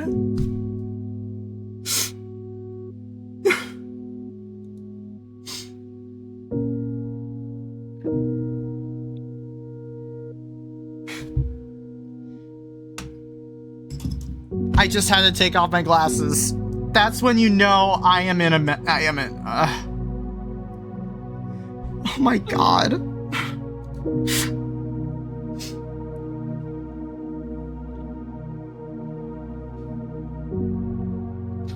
Oh my god.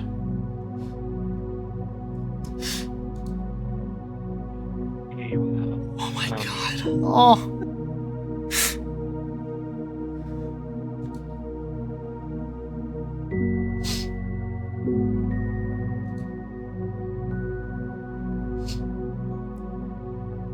He goes, Oh my god. That's actually the best ending ever.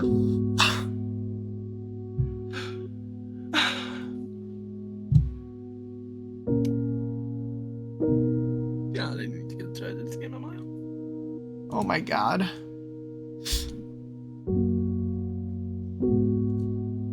Hang on, is there any autosaves?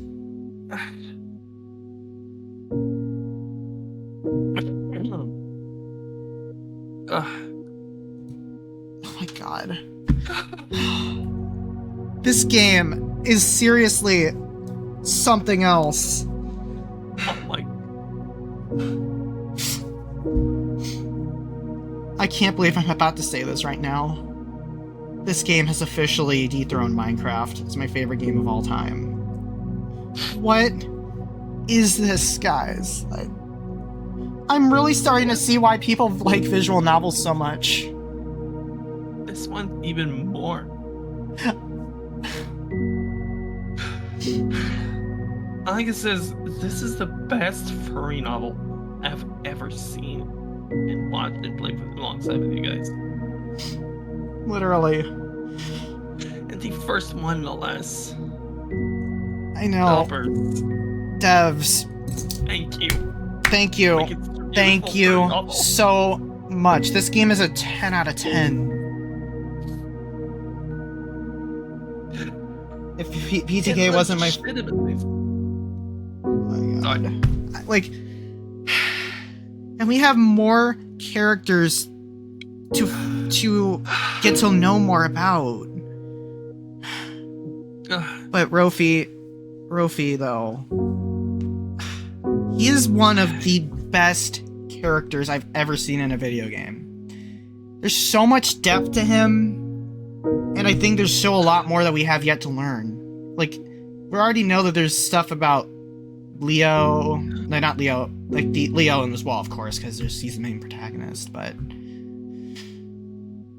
I teared up a little at that. And I just can't wait.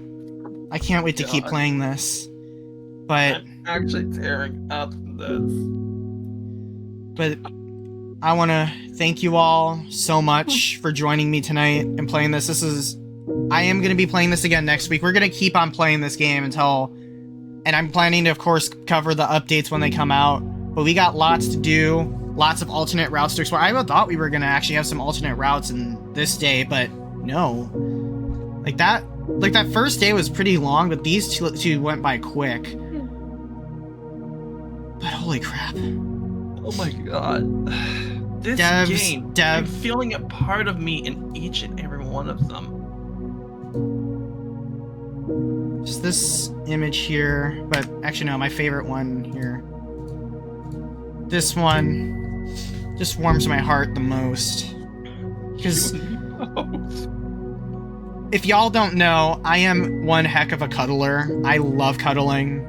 And I see that in Rofi, and I honestly have a feeling that Leo might be a little bit too. One thing that I do need to, that I will say, I see myself in Rofi, like, wholeheartedly. Just like this. Yeah. And I could see, me and a couple of my other friends, like, I love to cuddle with people in VR and also IRL, like... If y'all didn't know, I recently came out as asexual, and... Oh, really? Yeah. And... I didn't even know that. Yeah. Oh god, I'm still crying. I'm really, like, just... I am a cuddler and a hugger, just like Rofi. I am gonna say right now, I think this was the best route so far, but I'm not gonna rank them until we see the rest of them. Yeah. But anyways, I am gonna call it here for tonight. Thank you all so much for tuning in. Let's find someone to raid. I still can't stop crying from this. Oh my god. Sorry, Yeah. but this game's just so sentimental. Send me the link because I need to try this game out. Oh my god. I will after stream. Anyways, let's Well, raid. There's think- there's Jalen. There's I'm thinking, you know what? Hey, that's right, Jalen. You know what? Let's raid a friend of mine that I met at MFF. Relic Wolf. Oh, you went to MFF. Lucky you. Makes me wish I could go for a couple Alright. times. Thank you, Sari, for the hydration reminder. Anyways, let's raid. Holy crap. Thank you all so much for tuning in. We will be back Sunday night with the finale of Ace Attorney Investigations 1. Thank you all so much for watching. We'll be back soon. And Theo, Rofi, Leo, and all the rest will be back next week as we continue this journey. Thank you all so much for tuning in tonight. And I will see you all next time. Bye-bye. Is it Saturday or Sunday? Sunday. Ah, shoot, I have an event on VR chat that day.